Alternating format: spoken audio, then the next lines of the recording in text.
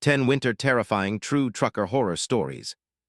Story 1, The Frozen Convoy. The 3 trucks ahead of me had been driving in perfect formation for 47 miles through the Wyoming blizzard.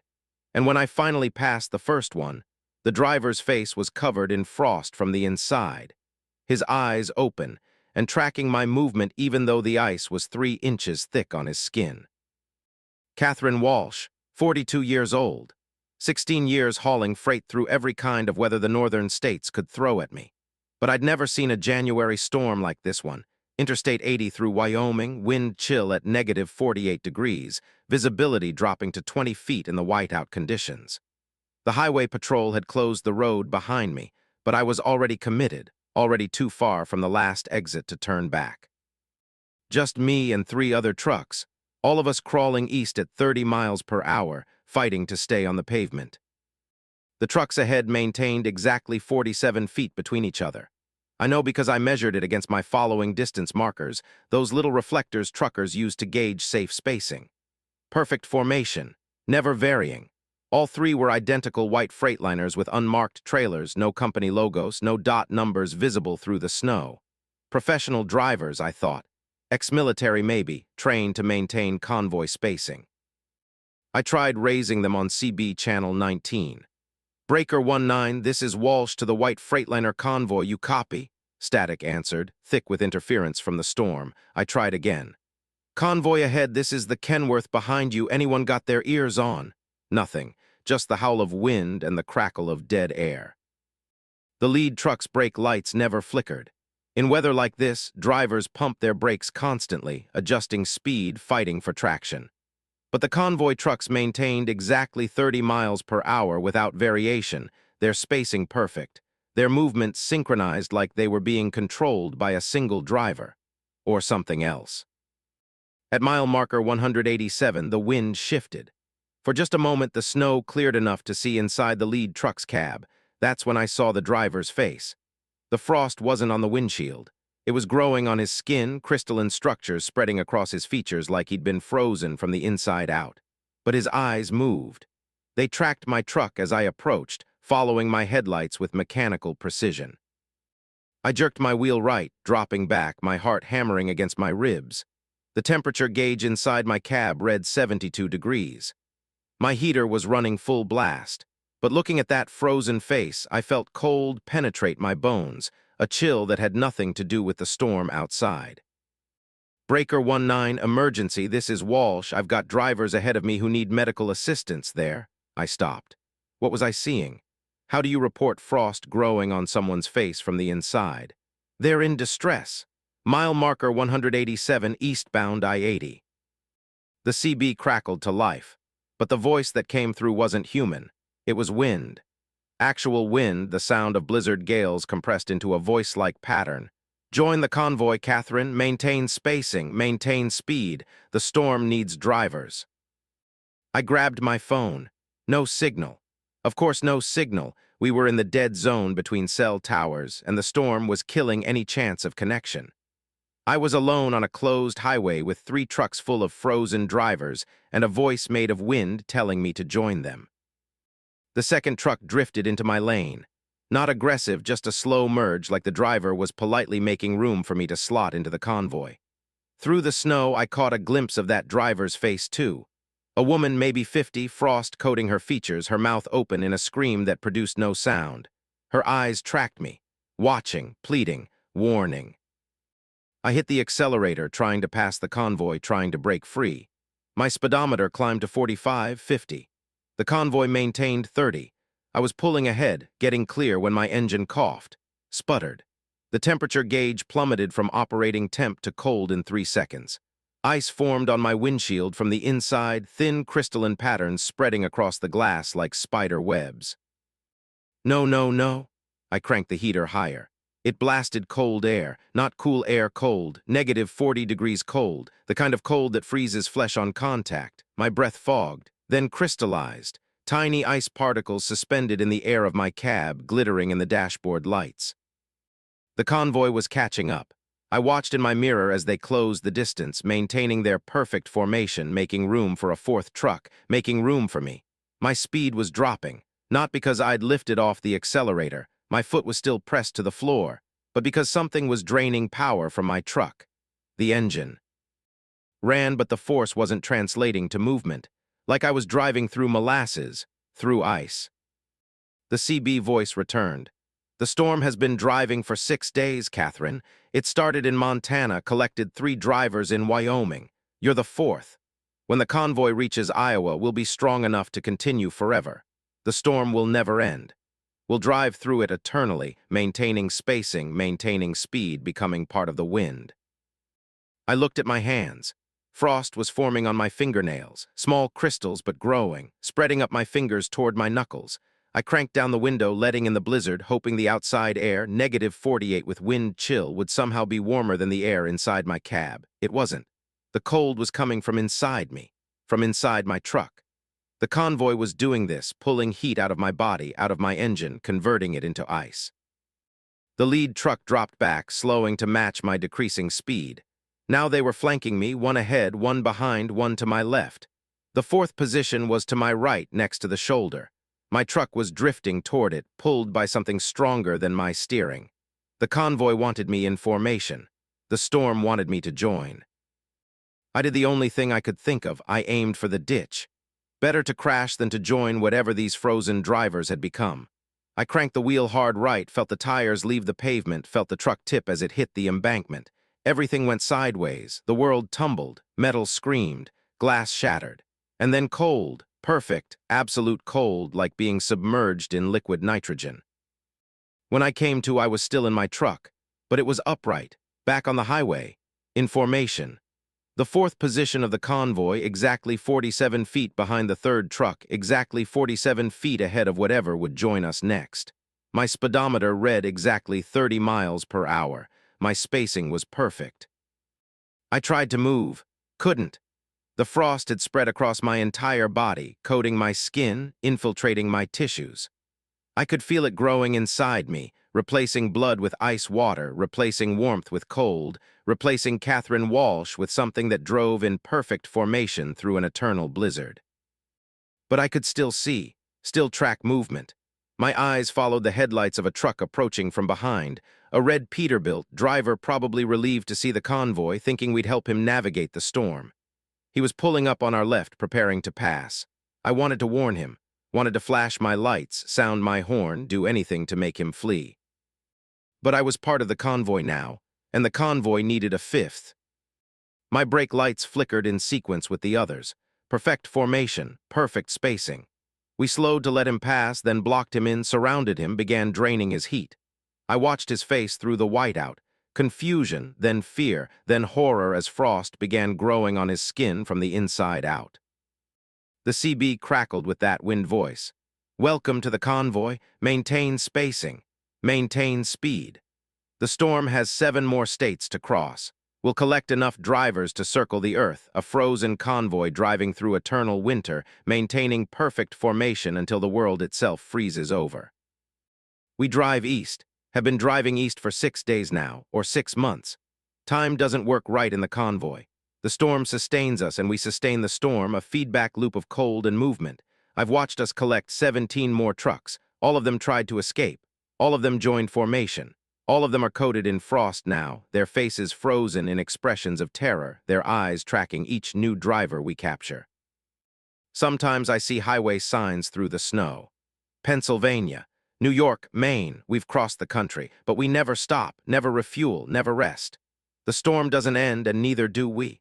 The frozen convoy, driving through eternal blizzard, maintaining spacing, maintaining speed, growing longer with each driver we collect. If you're driving through a winter storm and you see a convoy of white trucks in perfect formation, don't follow them. Don't try to pass.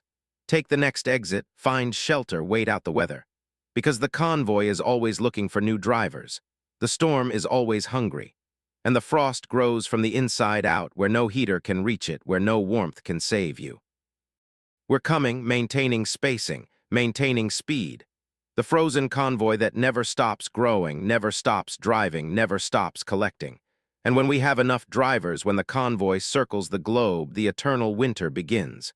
The storm that never ends, the cold that consumes everything. Watch for us in your mirrors. We're already behind you, maintaining perfect formation, exactly 47 feet back. Always 47 feet. Always perfect. Always frozen. Always driving. Story 2, The Way Station T. Hat WIGHS Your Sins. The scale read 247,000 pounds, but my truck couldn't weigh more than 35,000 loaded, and the attendant with the no reflection in the window was printing a violation ticket that listed sins instead of weight infractions. Gerald Hawkins, 53 years old, 28 years of clean driving, not a single overweight citation. I knew my truck's exact weight down to the last 50 pounds, had two running perishable goods where every ounce mattered. But the digital scale at the Montana Way station was showing impossible numbers, and they kept climbing. 248,000, 249,000. The LED display flickering in the pre-dawn darkness, the only light in a facility that should have had floods blazing.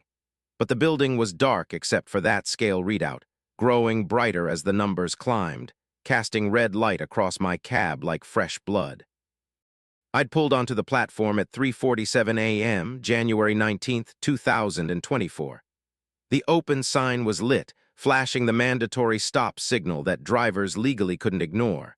But the parking lot was empty. No other trucks, no cars, just my Volvo and that dark building with its blood-red scale light. The intercom crackled. "Remain on scale, attendant approaching."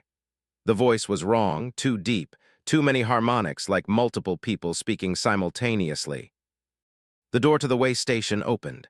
A figure emerged, human-shaped but walking wrong, joints bending at angles that weren't quite right.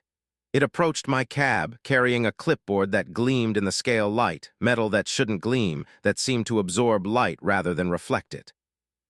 "License and registration." The attendant's voice was that same multi-layered sound. I couldn't see its face. The dawn was behind it, creating a silhouette, but I saw enough. Its uniform was ancient, decades old, patches for a highway patrol that hadn't existed since the 70s, and when it reached for my documents, I saw its hand. The fingers were too long, the joints too numerous. "Sir, your scale's malfunctioning. My truck can't weigh 249,000 pounds. I'm loaded with fresh produce, 31,000 pounds on my bill of lading, maybe 3,000 for the truck itself." The scale is accurate. It was reading my license but wrong, holding it upside down, or maybe reading through it, seeing things printed on the back that weren't there. "You're carrying significant excess weight, Mr. Hawkins, weight that can't be seen but can be measured." The scale clicked over, 251,000 pounds. "What the hell are you measuring?" "Everything you carry, everything you've done. The weight of consequence, Mr. Hawkins, the accumulated mass of your choices." It handed me the violation ticket. The paper was warm, wet. I looked down and saw writing, but not the standard dot violation codes. Instead, handwritten text in ink that looked like dried blood. "Gerald Hawkins, overweight citation violation. Carrying unlicensed cargo of guilt item 1. November 3rd, 1998. Failed to stop at accident scene weight. 34,000 pounds. My hands started shaking. November 3rd, 1998. I'd been driving through Oregon late-night empty highway. I'd seen the motorcycle down, the rider in the ditch. But I'd been tired, behind schedule. I'd convinced myself someone else would stop, that I couldn't help anyway. I'd kept driving.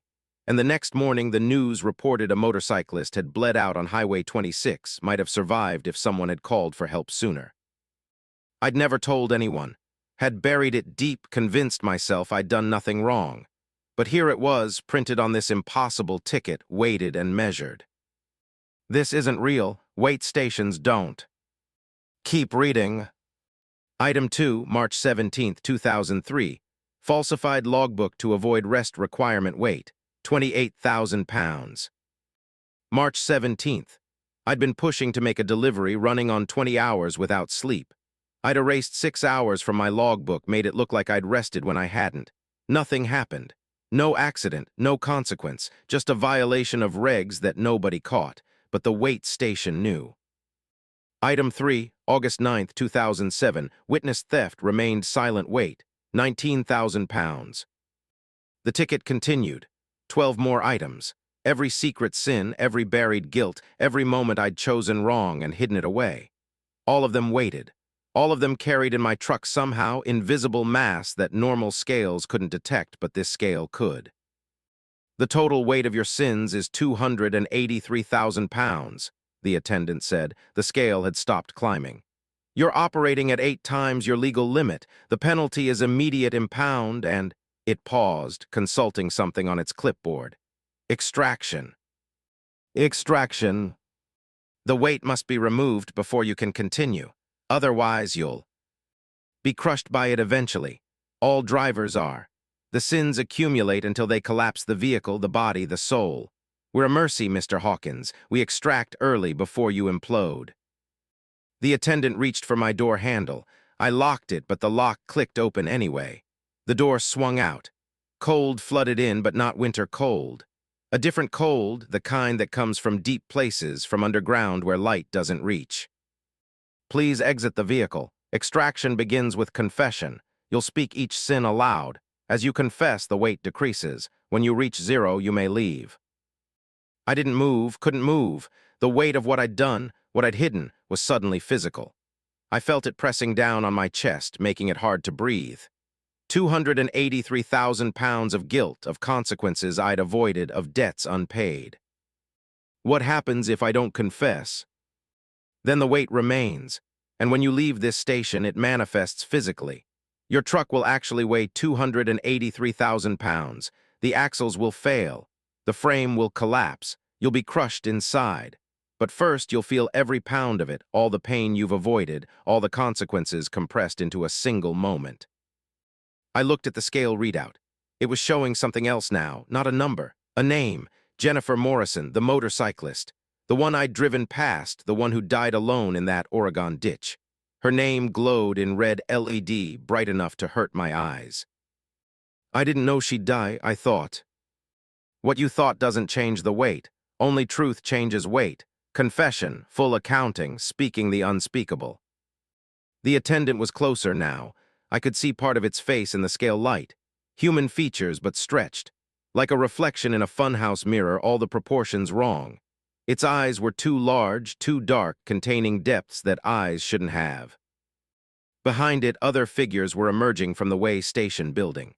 Dozens of them, all wearing the same ancient uniforms, all moving with that wrong-jointed walk. And behind them, I saw something worse, trucks. Hundreds of trucks, all parked in rows that extended beyond what the facility should contain, all of them crushed flat, cabs compressed to inches thick, as if impossibly heavy weight had pancaked them. Those are the drivers who wouldn't confess, the attendant explained. They left the station. The weight manifested. They were crushed before they reached the next mile marker. We keep their trucks here as a reminder, as motivation. 283,000 pounds. I felt every ounce now.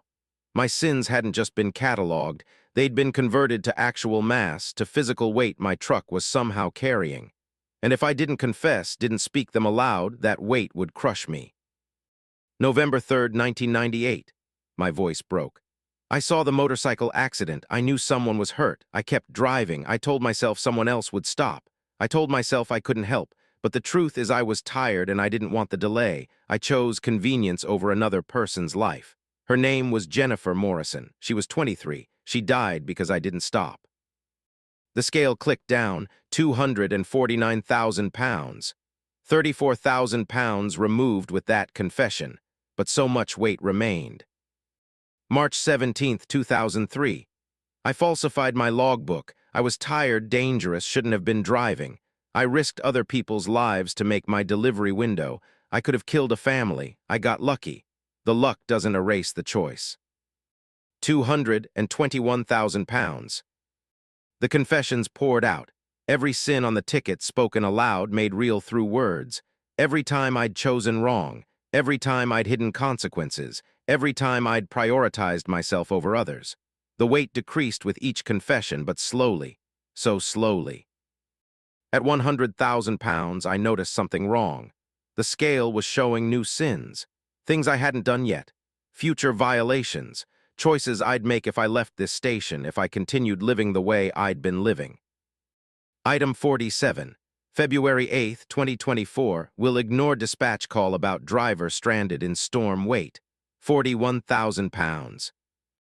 Item 48, April 22, 2024, will file false insurance claim weight, 33,000 pounds. Why are you showing me things I haven't done? Because you will do them. The weight of future sins is already measurable, already calculated. You carry it with you even if the actions haven't occurred yet. Your trajectory is set. Your choices are predictable. The weight exists. I can change. I can choose differently. Then prove it. Confess the future sins. Commit to avoiding them. Lock your trajectory into a different path. I spoke them, all 47 sins I was going to commit according to this scale. Some were small, rudeness to service workers, lies to dispatchers.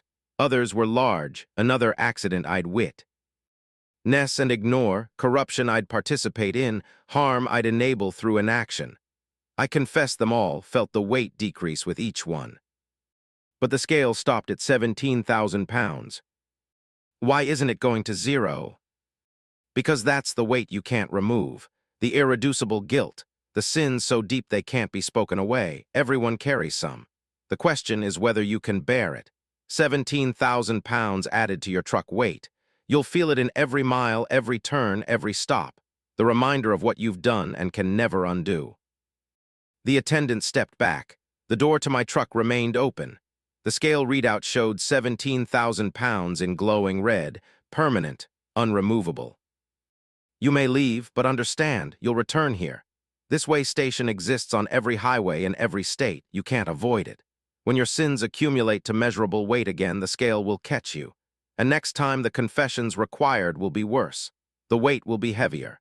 Eventually, every driver reaches a weight they can't confess away, and then they join the trucks in the lot behind the building. I drove away slowly. My truck felt heavy, not imagined heavy, actually heavy. The steering responded sluggishly. The acceleration was slower. The brakes took longer to engage. 17,000 pounds of sin manifested as physical mass, permanent cargo I'd carry forever. I checked my mirrors. The weigh station was gone, not closed, not dark, gone. Empty roadside where it had been. But I knew it would appear again. Knew that the scale was always measuring, always calculating, always weighing the sins I carried. Other drivers talk about weigh stations they avoid, places where the scales are sticky, where trucks always read overweight. Now I know why. Those are the stations like the one I found. The ones that weigh more than freight, the ones that measure consequence. I'm writing this at a truck stop in Montana, 3 days after the weigh station. My truck still handles heavy. I've developed a new habit. Before I make any choice, I calculate its weight. How much would this add to my sins? How much mass am I willing to carry? The scale said I'd return. It said everyone does. I believe it. Because the weight of 17,000 pounds is already growing.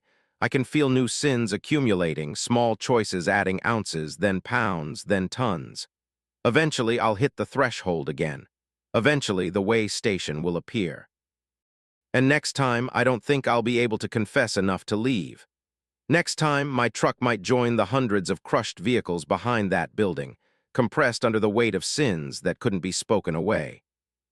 The weigh station that weighs your sins. It's on every highway, waiting in the darkness before dawn, its scale always measuring, its attendant always ready to calculate your violations. You'll find it eventually. Every driver does. And when the scale shows impossible weight, when the violation ticket lists your hidden guilts, you'll understand you've been carrying this weight all along. The station just makes it visible, just makes it real, just makes it heavy enough to crush you. Story 3. The black ice that shows your death. The patch of black ice on I-90 through South Dakota stretched for exactly 8.3 miles, and every driver who hit it saw themselves die in the reflection. And I've been trapped on this ice for 6 hours watching myself crash in 73 different ways. Michael Torres, 37 years old, 12 years driving, specializing in winter routes because the pay was better and I'd always prided myself on ice navigation skills. But this ice was different. This ice was alive, or aware, or something worse than both. It appeared at mile marker 301 on January 21st at 4:36 a.m. The highway had been clear, dry pavement, no precipitation. Then I crested a small rise and the road ahead was black ice, perfectly smooth, reflecting the starlight like obsidian. I should have braked, should have slowed immediately. But I'd hit ice 1,000 times before, knew how to handle it. Light pressure on the brakes, reduce speed gradually, maintain control. My truck didn't slow. The tires made contact with the ice and my momentum increased. Speedometer climbing from 60 to 65 to 70, even though my foot was on the brake, even though my engine compression should have been reducing speed. The ice wasn't just frictionless, it was accelerating me. And then I saw my death. Not ahead of me, in the ice.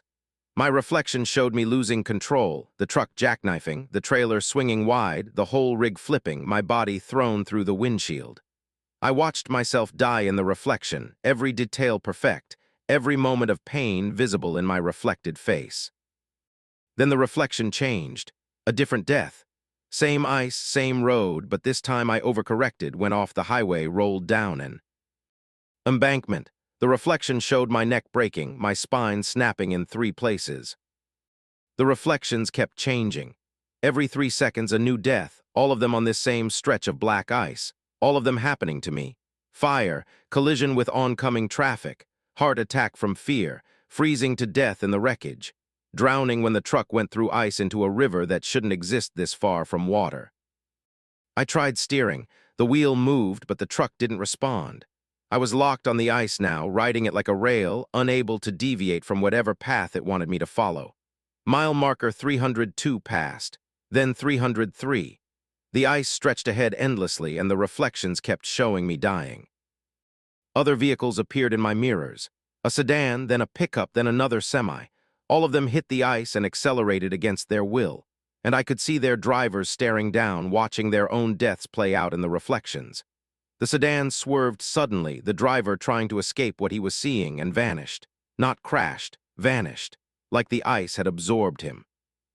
My CB crackled. This is tours to anyone on I-90. There's black ice starting at mile marker 301. How do I describe this? It's wrong, don't hit it, take the previous exit. A voice responded, but not to my warning. Michael Torres, age 37, 12 years driving experience. You've been on the ice for 6 minutes. You've witnessed 73 potential deaths. Choose one. What? Who is this? The ice shows all outcomes, all possible ends. You exist in superposition now, alive in reality but dead in all probable futures. To leave the ice, you must choose which death becomes real. Choose how you die, Mr. Torres, and the ice will release you. I'm not choosing shit. I'm getting off this ice and... The truck lurched left, not from my steering, from the ice itself. It was moving underneath me, directing my path, showing me something, a gap in the median, a crossover point where I could turn around, head west instead of east. Escape. I cranked the wheel left, aiming for the gap. The truck responded this time, turning sharply, too sharply. I felt the trailer begin to swing, felt the jackknife starting. In the ice reflection, I watched myself die again, this time from the sharp turn, the trailer crushing the cab, my body pulped inside twisted metal. But the jackknife didn't complete. The truck straightened at the last possible moment, like invisible hands had caught it, prevented the death I just witnessed. I was through the gap, heading westbound now, away from whatever the ice wanted. Mile marker 309 passed, then 310. The ice continued westbound too. I wasn't escaping. I was just traveling in a different direction on the same impossible surface, still watching deaths play out in the reflection, still accelerating when I should be slowing. You cannot leave until you choose. The CB voice was patient, eternal. The ice is a decision point, Mr. Torres, a place where probability collapses. You've entered a state where all your possible deaths are equally real. To return to singular existence, you must select which future becomes actual. Choose your death and the other possibilities fade. Refuse to choose, and you remain here, driving forever, watching yourself die infinitely. There has to be a version where I don't die, where I survive this. There was, but you passed that branch point at mile marker 302. You turned your wheel 3 degrees too far right. The survival outcome is no longer accessible. All remaining probabilities end in your death. The only choice is which one. I checked the fuel gauge, 3/4 full, enough to drive for hours. But the voice said I'd been on the ice for 6 minutes and it felt longer. Time was wrong here, stretched or compressed. I might have enough fuel for days, or seconds, no way to tell. The reflection showed a new death, old age, me in a hospital bed, 80-something, dying peacefully surrounded by family. That one, I said immediately. I choose that one. That outcome is no longer accessible. It required decisions you didn't make, relationships you didn't build. That future died years ago. Choose from available options only. The reflections accelerated, showing deaths faster now. Every second a new possibility: crash, fire, drowning, disease, murder. Each one detailed, each one real, each one waiting to collapse into actuality if I just spoke its name. More vehicles were on the ice now. I counted 17 trucks, 23 cars, all of them locked in the same impossible situation. All of them watching their deaths play out in the black ice. Some were screaming into their CB radios. Others had gone silent, catatonic from witnessing their ends over and over. One trucker, a woman in a red Peterbilt, made a choice. I heard her voice on the CB. Fine, I choose the fire. The one where my reefer unit explodes at mile marker 318. I choose that death. Age. Her truck accelerated suddenly, moving ahead of the pack. At mile marker 318, her reefer unit detonated. No warning, no mechanical failure I could see. Just a massive explosion that consumed her truck entirely. When the flames cleared seconds later, there was nothing. No wreckage, no debris, just empty ice where she'd been. Witness, the CB voice said. She chose, the probability collapsed. Her death is now real in her timeline. The ice released her. Her suffering ended. Ended, she's fucking dead. Yes, but singular, real, no longer trapped between possibilities. This is mercy, Mr. Torres. The ice offers mercy. Choose your death and the uncertainty ends. I drove for another hour, or thought I did. My clock was malfunctioning, showing times that didn't match the progression of mile markers. Other drivers were choosing. I heard them on the CB, speaking their deaths into existence. Car crash at mile marker 327. Heart attack at 334. Each choice ended in sudden silence as their vehicles vanished from the ice. The reflections were becoming more detailed. I could see the individual deaths now, could pause and examine them if I focused. The ice wanted me to study my options, wanted me to make an informed choice about which ending I preferred. One death caught my attention, quick. A collision at mile marker 341, instantaneous, no pain, just a sudden impact and then nothing. If I had to choose, that seemed bearable, brief, merciful as these options got. I choose, I stopped. Something was wrong.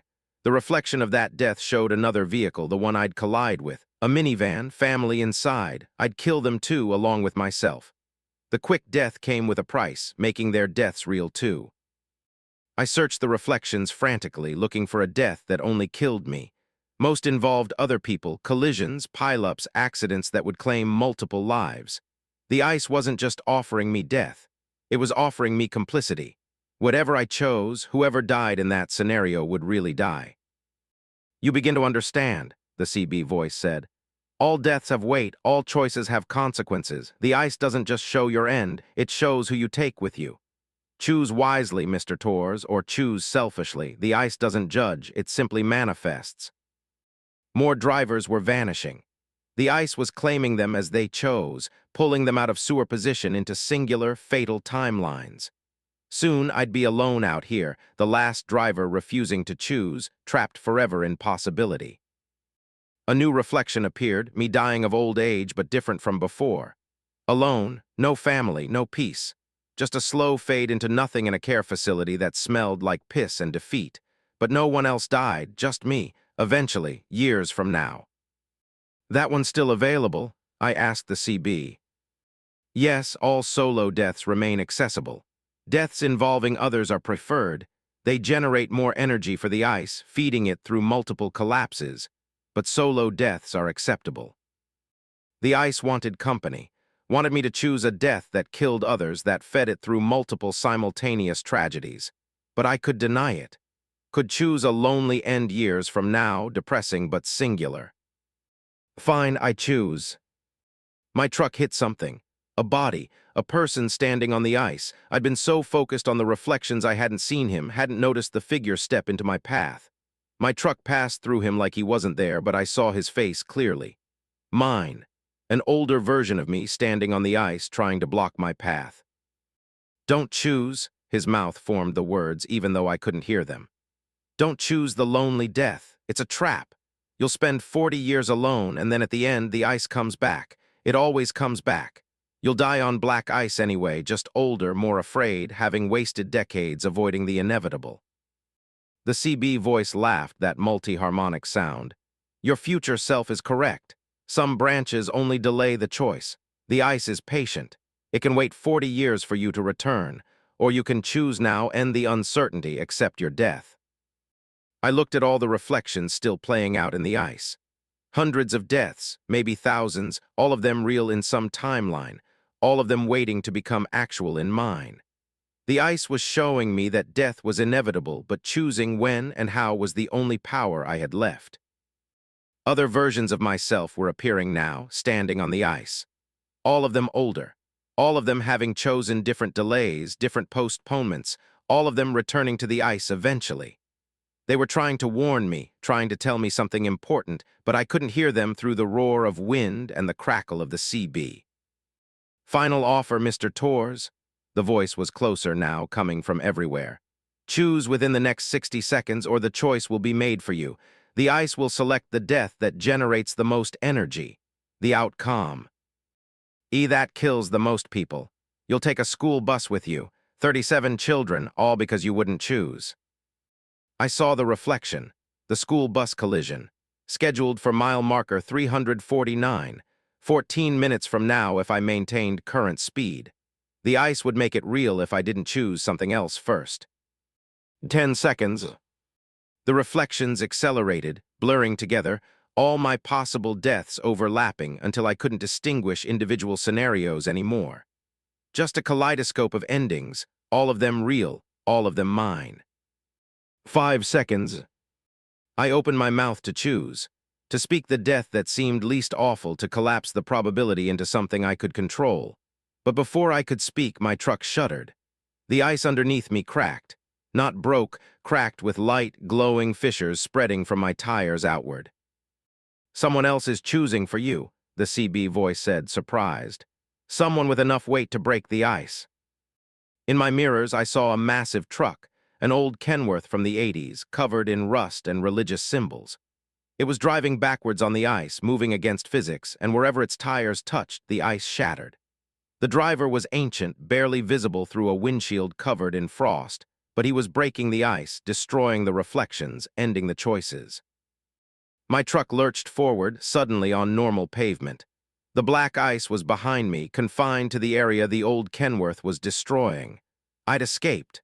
Not by choosing, but because someone else had intervened. I pulled over at the next rest area, hands shaking. Checked my dash cam footage. The black ice didn't appear on the recording. Neither did the old Kenworth. But my fuel gauge had dropped to empty even though I'd started with 3/4 tank. And my odometer had added 470 miles even though I'd only driven 8.3. Other drivers are reporting the black ice now. It appears randomly on winter highways, trapping vehicles, forcing impossible choices. Most drivers choose. Most vanish into their selected deaths. But a few escape, broken free by that ancient Kenworth that drives backward through probability, shattering the ice that shows your death. I don't know who drives that truck, don't know why they're destroying the ice, but I'm grateful, because I was seconds from choosing, seconds from speaking a death into reality, and whatever I would have chosen, I'd have lived it already, died it already, been trapped in that moment forever. The black ice that shows your death. It's out there, waiting on winter highways, ready to trap you in sewer position, ready to make you choose which ending becomes real. And if you hit it, if you see your deaths playing out in the reflection, pray the backward-driving Kenworth finds you. Because the alternative is choosing how you die. And that's a choice no one should have to make. Story 4, the snow that piles higher than sky. The snow had been falling for 3 hours when I noticed it wasn't accumulating on the ground anymore. It was accumulating upward, building columns that stretched into the clouds. and my truck was now driving through a canyon of inverted snow where gravity didn't apply and the road had become a ceiling. Rebecca Zhang, 44 years old, 18 years hauling mostly northern routes where snow was a constant companion. I'd driven through blizzards that dropped 30 inches in 6 hours, through whiteouts where I couldn't see past my hood. But I'd never seen snow that defied physics. Never seen precipitation decide that up was a better direction than down. It started subtly. I-94 through North Dakota, January 24th, 11 p.m. Heavy snowfall, visibility low but manageable. The flakes were larger than normal, almost the size of quarters, and they fell slowly, drifting more than dropping. I noticed that some flakes were falling upward, rising instead of descending, but I blamed it on wind currents, on the strange aerodynamics of heavy snowfall. Then the columns appeared. At first they looked like snow drifts, the kind that form when wind sculpts accumulation into strange shapes. But these weren't drifts. They were structures, perfectly cylindrical columns of packed snow growing from the highway surface upward, reaching toward the sky, 20 feet tall, then 40, then 60. And they were forming fast, the snow attracted to them like metal to magnets, building upward against gravity. My headlights caught dozens of them along the highway, a forest of snow columns creating a path I had to navigate between. Some were thin as telephone poles. Others were thick as redwoods. All of them growing taller by the second, the falling snow adding to their height instead of accumulating on the ground. I tried my CB. This is Zhang, eastbound on I-94 near Fargo. Anyone else seeing these snow formations, these columns? Static answered, then a voice faint and distorted, turn back, the SN. Ow is building a cage. If you go deeper, you'll be trapped when it completes. Who is this? How do I turn around? The columns are behind me too. Then you're already caught. The snow cage forms around travelers. Once you're inside, it builds itself into a prison. The columns connect at the top, create a ceiling, and then you're trapped in the snow until spring. Or forever. Depends on whether the snow decides to release you. I checked my mirrors. The columns behind me had grown so tall I couldn't see their tops anymore. They disappeared into the cloud cover, and more columns were forming between them, filling gaps, creating walls. The voice was right. I was in a cage that was building itself around me, snow accumulating in directions snow shouldn't accumulate. Mile marker 287. The columns were taller than cell towers now, and the spaces between them were narrowing. My truck barely fit through some gaps, my mirrors almost scraping the snow structures. And ahead, I saw the ceiling beginning to form, horizontal bridges of snow connecting the columns, defying gravity to create a roof that would seal me in. The temperature inside my cab was dropping, 70 degrees, then 60, then 50. My heater ran full blast, but the cold was seeping in anyway, carried by the snow that was now falling sideways and upward and in spirals, no longer following any natural pattern. At mile marker 291, the ceiling completed. The columns had connected, forming a solid roof of packed snow above me. I was driving through a tunnel now, except I'd watched this tunnel build itself around me, watched it trap me inside. The walls continued to thicken, the snow adding layer after layer, making the cage stronger. My headlights reflected off the snow walls, creating a claustrophobic glow. The tunnel was maybe 20 feet wide, barely room for my truck, and the walls were creeping inward. Slowly but measurably, the cage was shrinking, and I was still driving forward because backward wasn't an option anymore. The tunnel had sealed behind me. Something moved in the snow wall to my right. A shape, human-sized, trapped inside the packed snow. I slowed to look and saw her, a woman, frozen in the snow, eyes open but unmoving. Her hand was pressed against the inner surface like she'd been trying to push her way out when the snow had stopped her permanently. More shapes appeared, dozens of them, hundreds, people trapped in the snow walls, all frozen in positions of panic or resignation. Some looked fresh, their colors vivid through the ice. Others were ancient, mere outlines, shapes that had been here so long they'd almost dissolved into the snow itself. Jesus Christ! I breathed it, fog forming in the increasingly cold cab. How many people are trapped in here? The CB crackled. All of us eventually. The snow cage appears every winter, traps travelers, adds them to its walls. You're seeing everyone who drove too deep, who couldn't escape before the ceiling formed. We're all here. All frozen, all waiting. Waiting for what? For the snow to decide. Sometimes it releases people in spring.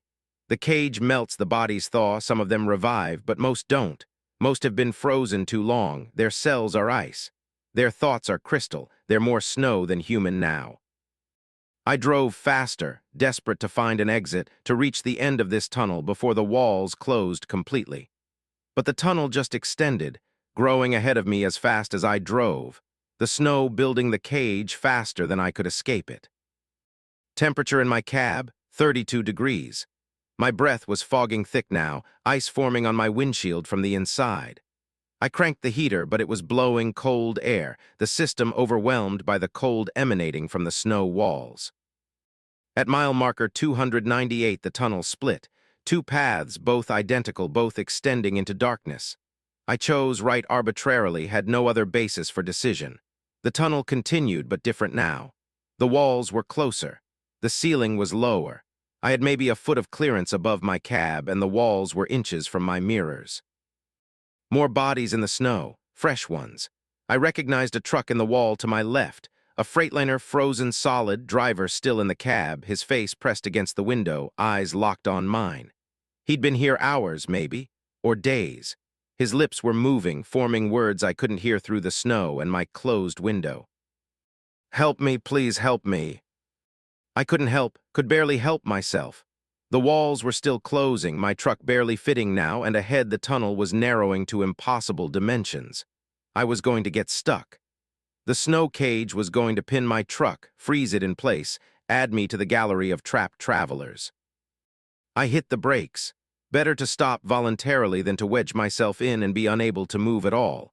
My truck shuddered to a halt, and immediately I felt the cold intensify.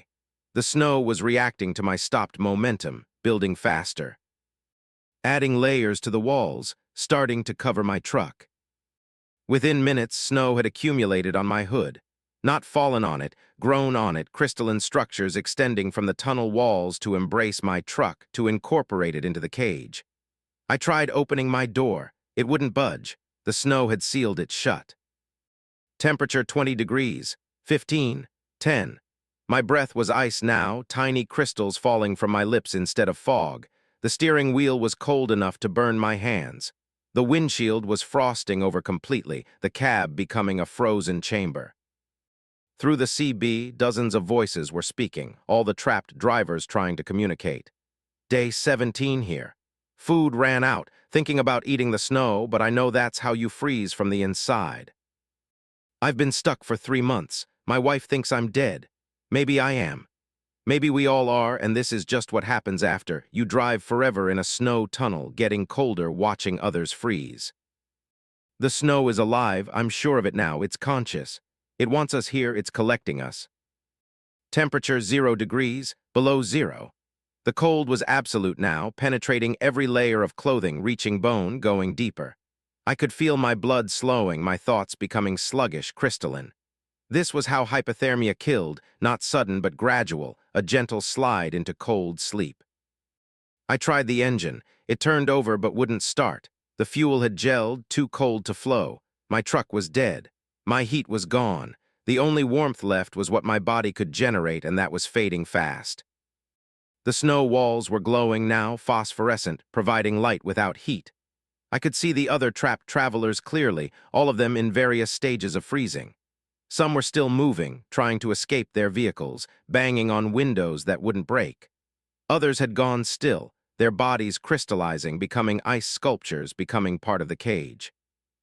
A face appeared outside my window. A woman, blue-skinned, frost covering her features. She'd been in the wall moments ago, but now she was moving through the snow like it was liquid, swimming through the packed ice toward my truck.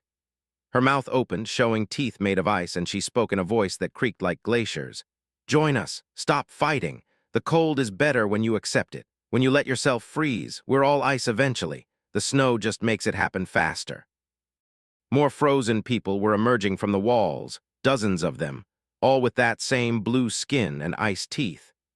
They surrounded my truck, pressing their frozen hands against the windows, their faces close enough that I could see the ice crystals that had replaced their eyes.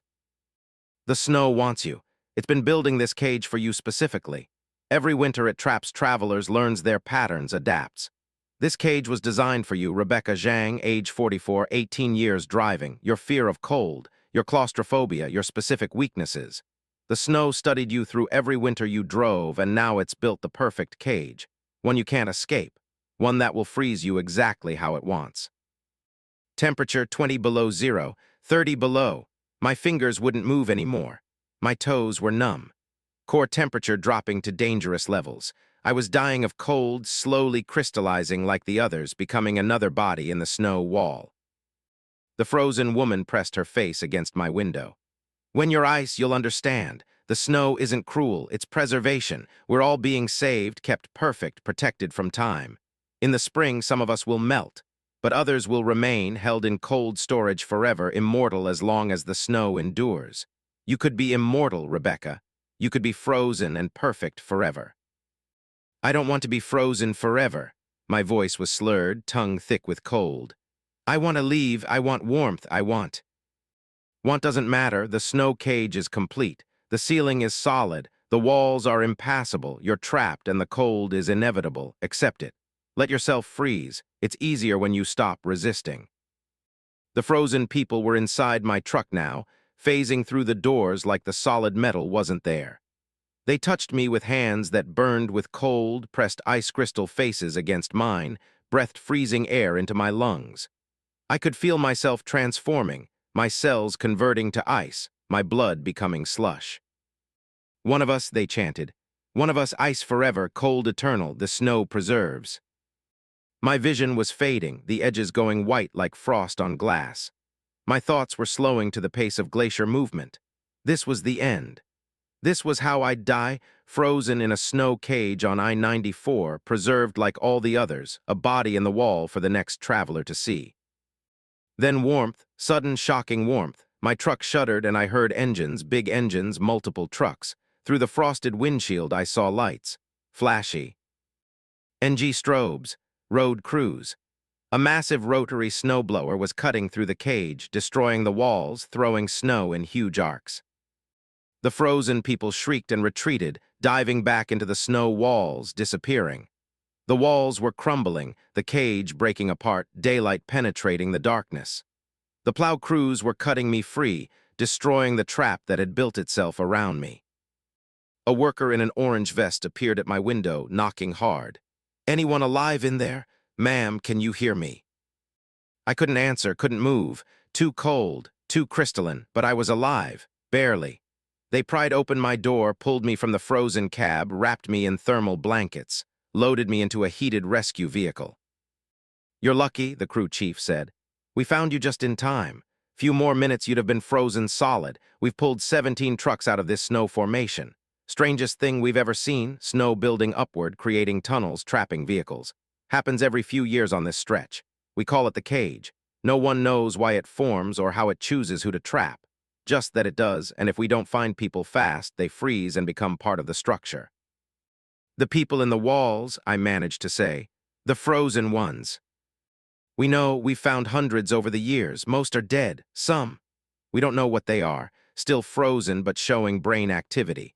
We keep them in cold storage facilities, preserved but not alive, not dead.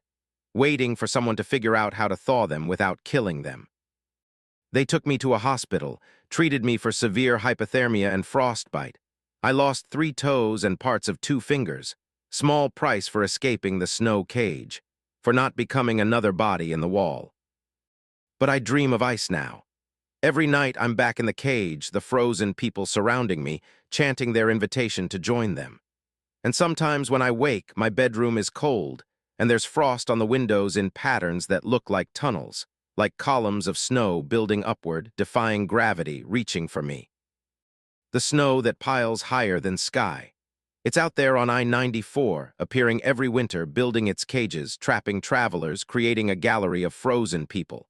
And some winter, it'll come for me again. The cage will form around my truck, the snow will build itself into a prison, and next time the plow crews might not find me in time. Next time I might join the frozen people in the walls, preserved forever in ice, becoming part of the snow cage that piles higher than sky. Story 5, the fog that makes you forget your name. The fog bank on Highway 2 through Montana appeared at 2:17 a.m., and by the time I emerged 3 hours later, I couldn't remember my name, my face, or whether I'd been driving east or west, and the GPS was showing destinations I'd never heard of in a language I didn't recognize. I think my name starts with D or maybe J. The harder I try to remember, the more it slips away, like trying to grab smoke. I know I'm a trucker. The cab around me confirms that, but I can't remember my company, my route, my cargo. The fog took it all, bit by bit, mile by mile, until I was just a body driving a truck with no memory of who that body belonged to. The fog appeared without warning. One moment, clear night, stars visible, highway stretching ahead into normal darkness. The next moment, white, complete, impenetrable white, thick as cotton, pressing against my windshield like it was trying to force its way inside. Visibility dropped to 0 instantly. I couldn't see my hood, couldn't see the road, just white everywhere, suffocating.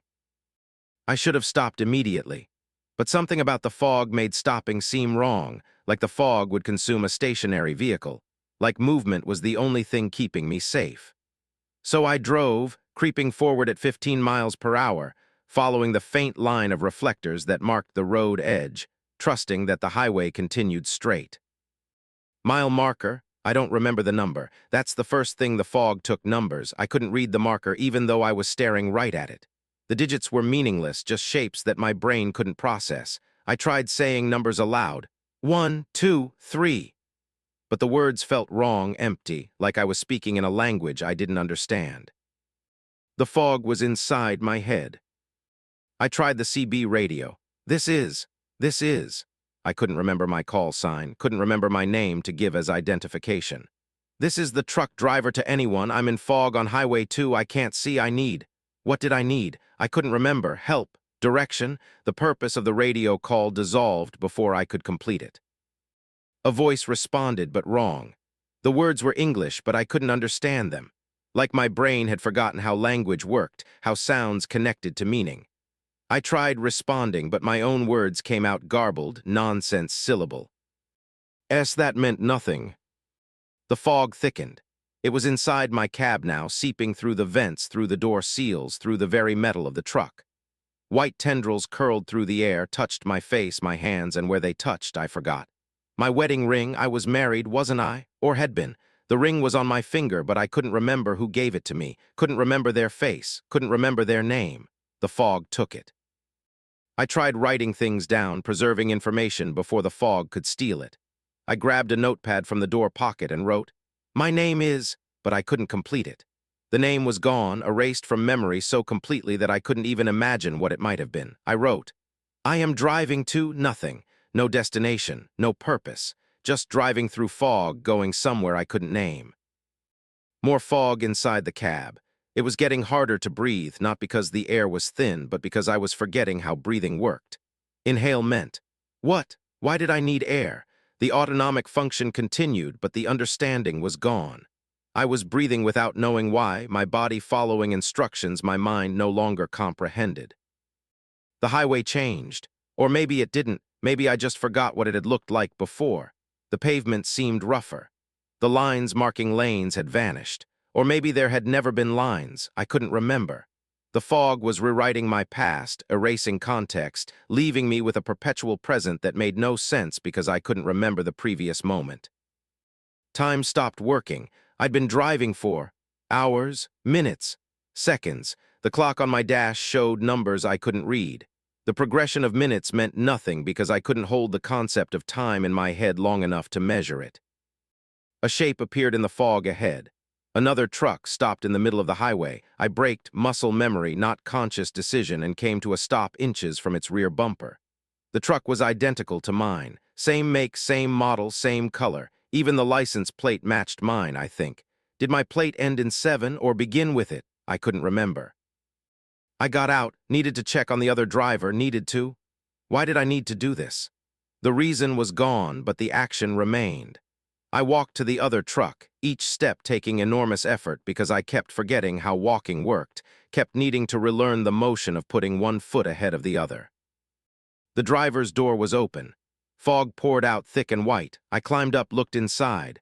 A man sat in the driver's seat, hands on the wheel, staring straight ahead. He looked familiar, like someone I'd seen before, recently, every day. He turned to look at me. His face was blank, not expressionless, literally blank. No features, just smooth skin where eyes and nose and mouth should be.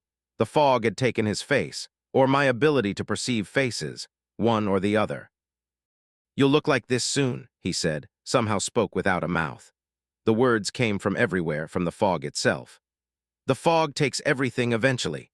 Identity, memory, self. You'll drive forever not knowing who you are, where you're going, why you're moving. Just endless driving through endless fog, forgetting everything moment by moment. I backed away from the faceless driver, stumbled to my truck, climbed in. Started driving again because stopping meant staying with the faceless man, meant becoming him. The fog inside my cab was thicker now, almost opaque. I could barely see the steering wheel in front of me. I was forgetting physical things now. My hands, what were they? The appendages at the end of my arms, yes, but what were they for? They moved, controlled the wheel, but I couldn't remember learning to use them. The steering wheel itself, its purpose was slipping away. I knew it affected the truck's direction, but why? How? The mechanism was becoming incomprehensible. My cargo, I'd been hauling something important. The weight of it was in my trailer, pulling at my fifth wheel, but I couldn't remember what. Food? Equipment? Bodies? The harder I tried to remember, the more certain I became that I'd never known, that I'd been driving with mystery cargo forever, that knowing what you hauled was a concept that belonged to some other world, some other life. The GPS screen was still lit, showing a map that made no sense. The roads were tangled, looping back on themselves, leading nowhere. The destination marker kept moving, repositioning itself randomly, like even the GPS had forgotten where I was supposed to go. Text on the screen was gibberish. Maybe English, maybe not, I couldn't tell anymore. More trucks appeared in the fog. Dozens of them all stopped at random angles on the highway, all with their doors open, all pouring fog. I weaved between them, driving through a graveyard of abandoned vehicles. Some trucks were ancient, decades old, rusted. Others were new, pristine, all of them empty, all of them forgotten by drivers who dissolved into the fog. I was dissolving too. I could feel it. Not physically, the body was intact, but mentally. The self was eroding. The entity that was me, the consciousness, the identity, it was breaking apart in the fog, losing cohesion, becoming diffuse. Who was I? The question had no answer. I was the driver, but that wasn't identity, it was function. I existed, I drove, I moved through fog. But the I was undefined. The self was gone, just body and truck and fog, eternal trinity, meaningless. The fog began to clear, slowly, grudgingly, thinning from impenetrable white to translucent gray to wisps. The highway emerged, normal asphalt, normal lines. Dawn was breaking, light penetrating the remaining fog. I'd driven through the night into morning. I pulled over at the first rest area, stumbled into the bathroom, looked in the mirror. My face was there, features intact, no blank smoothness like the other driver, but I didn't recognize it. The face was a stranger's. I knew logically that mirrors showed reflections, that this reflection was mine, but I had no memory of owning this face. It was borrowed, temporary, wrong. My wallet was in my pocket. I opened it, found a driver's license. The name meant nothing. The face on the license matched the mirror reflection, but I had no connection to either. The birth date, address, physical description, all data about someone I'd never been, someone who'd ceased to exist somewhere in that fog. Other drivers were in the rest area. I approached one, tried to ask for help. "I don't know who I am. The fog took my identity. I can't remember my name." He looked at me confused. "What fog? Highway's clear, been clear all night." "The fog on Highway 2, miles of it, thick white fog that gets inside your head." "Sir, you're not making sense. Are you having a medical emergency? Should I call for help?"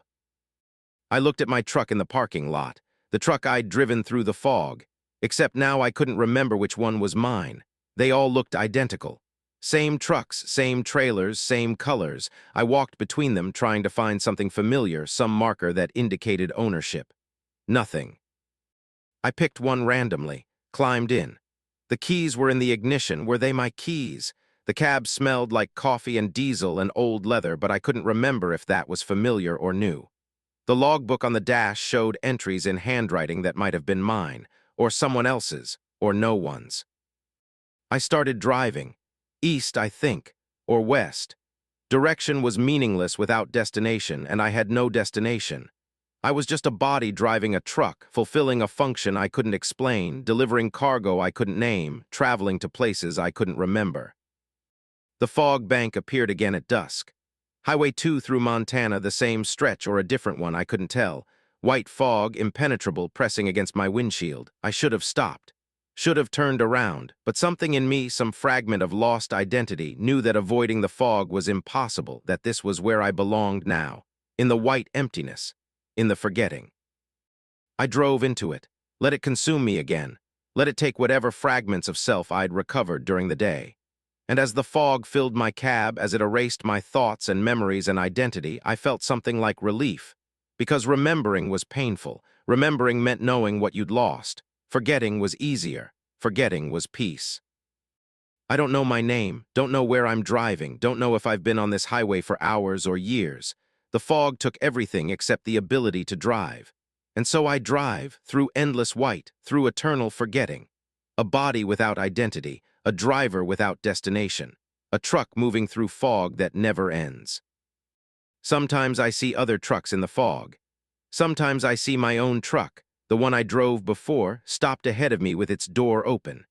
Sometimes I see myself climbing out, looking confused, about to encounter a faceless driver who'll warn about what the fog does. But I can never remember if I'm the driver being warned or the faceless man doing the warning. The fog took that distinction, took everything, left only the driving, the endless, meaningless driving through white that erases all. The fog that makes you forget your name. It's out there on Highway 2, appearing without warning, consuming identity, leaving only function. And if you drive into it, if you let it fill your truck and your head, you'll forget too. You'll forget your name, your face, your life. You'll forget that you ever had things to forget. You'll become a driver without self, a body without identity, a truck moving through fog forever. I'm in the fog now, have been for. How long? Can't remember. Don't have words for duration anymore, just white and driving and the slow erosion of whatever I was before I ent.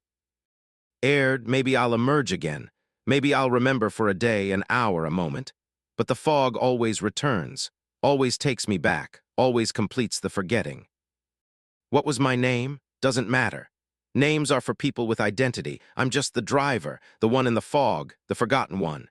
And I'll stay here in this white emptiness, driving forever, being no one, going nowhere, remembering nothing. The fog never ends. Neither do I. We're the same now, white and empty and eternal. Story 6. The truck stop that exists in every timeline.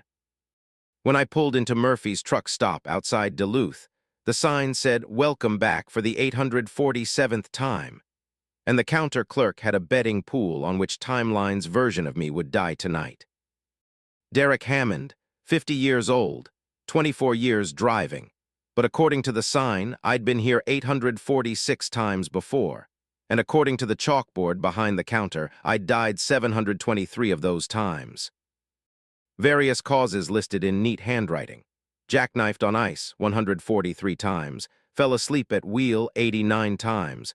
Heart attack, 67 times. Murdered at rest stop, 42 times. And 38 other causes ranging from freak avalanche to spontaneous combustion to eaten by something unclear. The clerk was a woman named Ruth, mid-60s, who greeted me like an old friend. "Derek, timeline 847, good to see you. You're running about 40 minutes later than usual. Traffic on I-35. I stood in the doorway, snow from the January blizzard melting off my boots, staring at that chalkboard. 723 deaths, all of them me, all of them different timelines. What the fuck is this? Ruth poured coffee without me asking, knew I took it black with 2 sugars even though I'd never been to this truck stop before. Or had I? The coffee tasted exactly like I preferred it, the temperature perfect, the cup positioned on the counter right where I'd reach for it. Murphy's exists at a nexus point, Derek, with a truck stop that exists in every timeline simultaneously. Every version of you that drives this route stops here eventually, and we track the outcomes. The chalkboard is our running tally of how many times you make it past tonight and how many times you don't. That's impossible. She shrugged. You're free to believe that. Most versions of you do at first, but you'll see evidence soon enough. Your future self is in the back booth, or past self. Time gets complicated here. Timeline 831's Derek arrived about 20 minutes ago. He's 6 days ahead of you, temporally speaking. Wanted to warn you about the ice patch at mile marker 247, but we have a strict no-interference policy. I looked toward the back booths. A man sat there wearing my face but older, more tired. A bandage on his left hand I didn't have. He waved at me sadly, then went back to his coffee. How many times have I been here? 847, counting this visit. You stop here every time. It's unavoidable. Murphy's exists on every branch of your timeline. Some versions of you realize what this place is, most don't. Some try to avoid it, but the road always brings you here. The truck stop is fixed. You're the variable. Ruth pulled out a ledger, opened it to a page marked Hammond, Derek. Hundreds of entries, all dated January 25th, 2024, all listing slightly different times of arrival and slightly different outcomes. Most ended in death. A few showed survived, but with notes like lost left arm, paralyzed below waist, or permanent psychological damage. Why am I dying so often? Tonight's a critical juncture in your timeline. Multiple decisions converge, any one of which can kill you. The ice storm coming in makes driving lethal. Your cargo, 22,000 pounds of steel coil, shifts if you brake wrong. The man in the red pickup at mile marker 251 is drunk in 67% of timelines, sober in the rest. Your heart has an undiagnosed arrhythmia that triggers under stress. And she pointed to an entry marked Timeline 666. In one memorable iteration, you got attacked by a pack of feral dogs at the rest stop on 35. We're still not clear on how that happened. So I'm going to die tonight? That's what you're telling me. 85.3% probability based on historical outcomes. You've survived 124 times out of 847 previous iterations. The math isn't in your favor. I should have walked out, should have refused to believe this insanity. But something about Murphy's felt real in a way that reality outside didn't. The linoleum floor was worn in patterns that suggested thousands of years of foot traffic, not the few decades a truck stop should show. The coffee tasted like memory, like every good cup I'd ever had compressed into one. And the Derek in the back booth was undeniably me, just more, further along, damaged by experiences I hadn't had yet. Can I talk to him, my other self? No interference policy. He can't tell you what's coming, but you can sit near him, observe. Most Dereks do. It's disturbing but informative. I took my coffee to a boot. H near the other me. Up close, the differences were stark. He had a scar above his right eye that I didn't have. His hands shook slightly. And his eyes had seen things, bad things, things that had broken something inside. Don't drive tonight, he whispered, breaking the no-interference policy. Ruth frowned from behind the counter but didn't intervene. Whatever you do, don't leave this truck stop. I'm from timeline 831, 6 days ahead. I survived tonight, but I shouldn't have. What I saw on that highway. What's waiting in the storm? It's worse than death, Derek. Worse than any of the deaths on that chalkboard. What's waiting? I can't describe it. Literally can't. My brain won't form the words, but it found me at mile marker 283. It came out of the storm. It wore my face. It asked me questions about timelines, about choices, about which version of Derek Hammond was the real one. And when I couldn't answer, it started taking me apart piece by piece to see if it could find the answer inside me. He held up his bandaged hand, unwrapped it. 3 fingers were missing, not cut, erased. The stumps ended in smooth skin like the fingers had never existed. It took these across multiple timelines. They're not just gone here, they're gone in every version of reality where I exist, retroactively removed from my personal timeline. Photos of me from childhood now show me with only 2 fingers on this hand. My memories are adjusting to accommodate the loss. Soon I'll forget I ever had them. Jesus Christ. Don't drive tonight, he repeated. Stay here. Murphy's is safe. It exists outside the normal timeline, protected from the things that hunt in the branches. Stay here until the storm passes, until the danger window closes. Ruth called from the counter. Timeline 831, Derek, you're in violation of non-interference. You need to leave now. The other me stood, gathering his coat. I've been kicked out of 3 truck stops already for warning my other selves. But I don't care. I can't watch another version of me drive into that thing.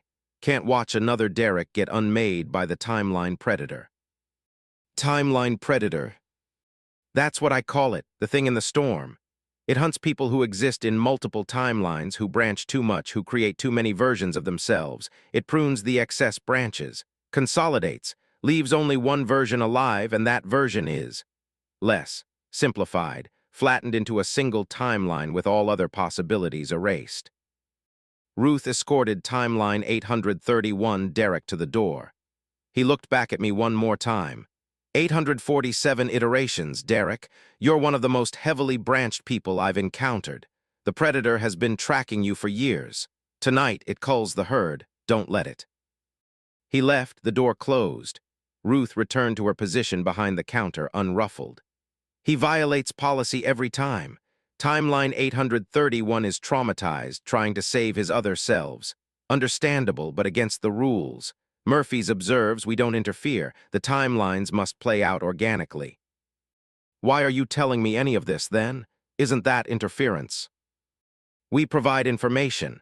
What you do with it is up to you. Free will across timelines, Derek. Every version of you makes slightly different choices, creating new branches. We document the results. Sometimes versions of you survive, sometimes you don't. The pattern is instructive. I looked at the chalkboard again. 723 deaths. The causes were wildly varied, but the date was always the same. January 25th, 2024. Tonight. Something about tonight was a convergence point, a place where my timeline branched catastrophically, where most outcomes led to death. What do the surviving versions do differently? Ruth consulted her ledger. No consistent pattern. Some drive fast, some slow, some stop for the night, some push through. Some take alternate routes, some stick to I-35. The survival appears random or based on variables too subtle to track. Then how do I survive? You probably don't. 85.3% says you die tonight in some way. The question is whether you die acceptably, quick, painless, meaningful, or whether you die like timeline 831 Derek is dying, slowly erased from multiple timelines simultaneously by something that shouldn't exist. More customers entered Murphy's, all of them me.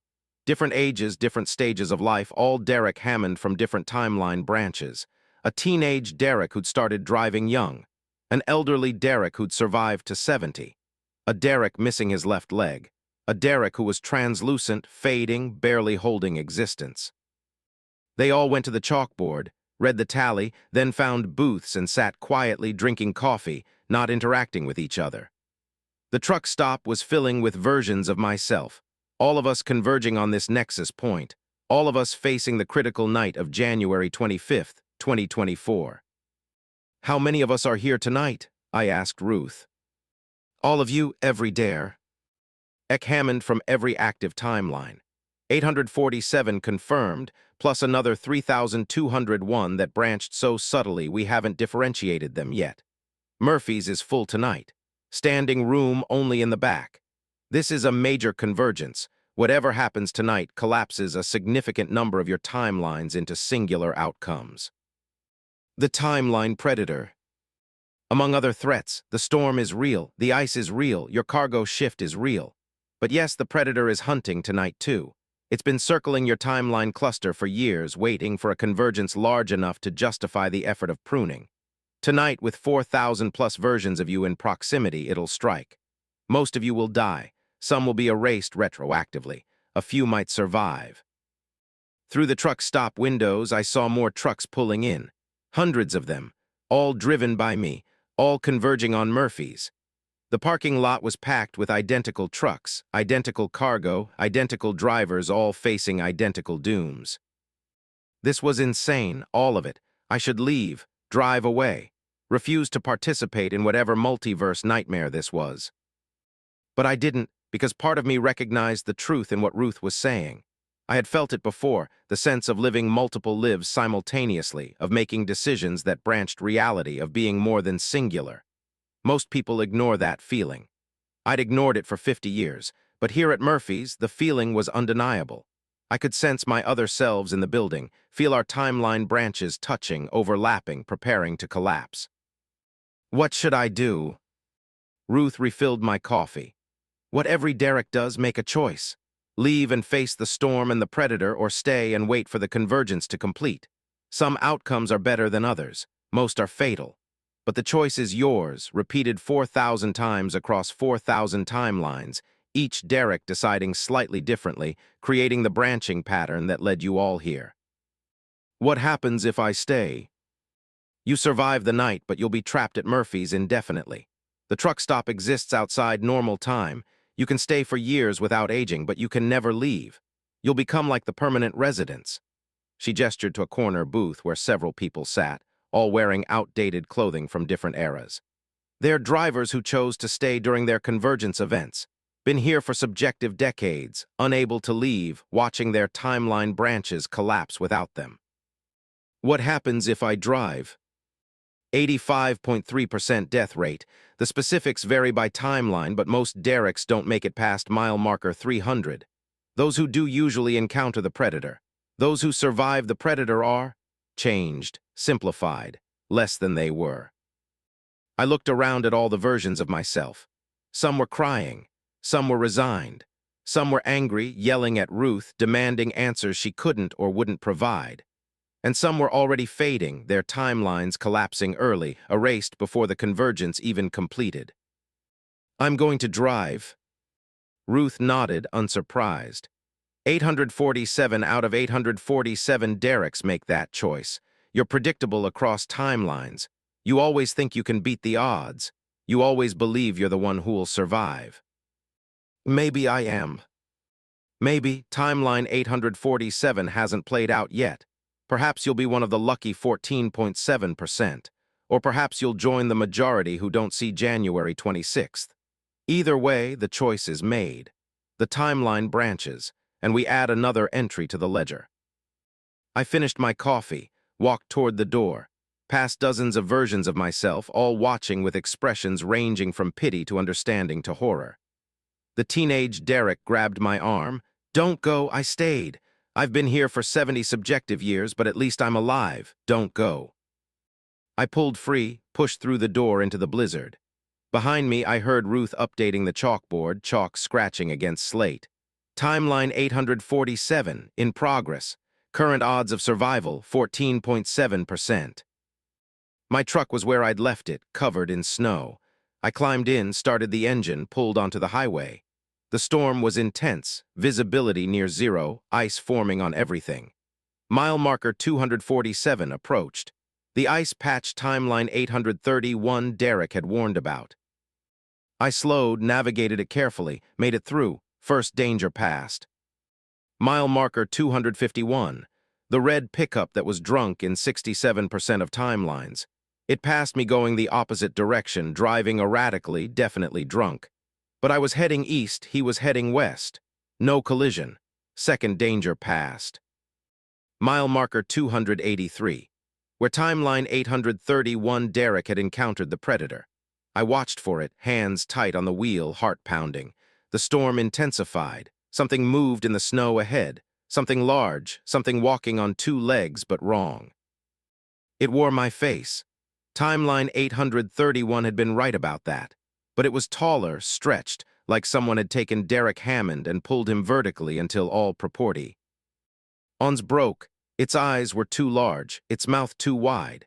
It stood in the middle of the highway, blocking my path, and it raised one hand, a hand with too many fingers in a gesture that might have been greeting or threat. I didn't slow down, didn't try to swerve. I aimed straight for it and floored the accelerator. Whatever this timeline predator was, whatever it wanted, I wasn't giving it the chance to take me apart across multiple realities. The truck hit it at 70 miles per hour. The impact should have destroyed my front end, should have killed us both. Instead, the predator, absorbed the hit, flowed around my truck like liquid, surrounded it, and I was driving through it, through something that existed in multiple dimensions simultaneously, through a predator that fed on timeline branches. It spoke directly into my head. Derek Hammond, 847 active timelines, excessive branching, consolidation required. Choose which version of yourself is real. Choose which branch survives. All other versions will be pruned. Fuck you, I'm all of them. Every branch is real. Incorrect. Multiplicity is unsustainable. Choose or I choose for you. I will prune randomly, leaving only the weakest branch, the most broken version, the Derek who suffers most. I felt it reaching into my mind, into my timeline, pulling at the branches, trying to separate them, trying to force me to identify as one version and abandon the others. But I'd seen the chalkboard at Murphy's, seen all the versions of myself who'd survived and died. We were all real, all valid, all deserving of existence.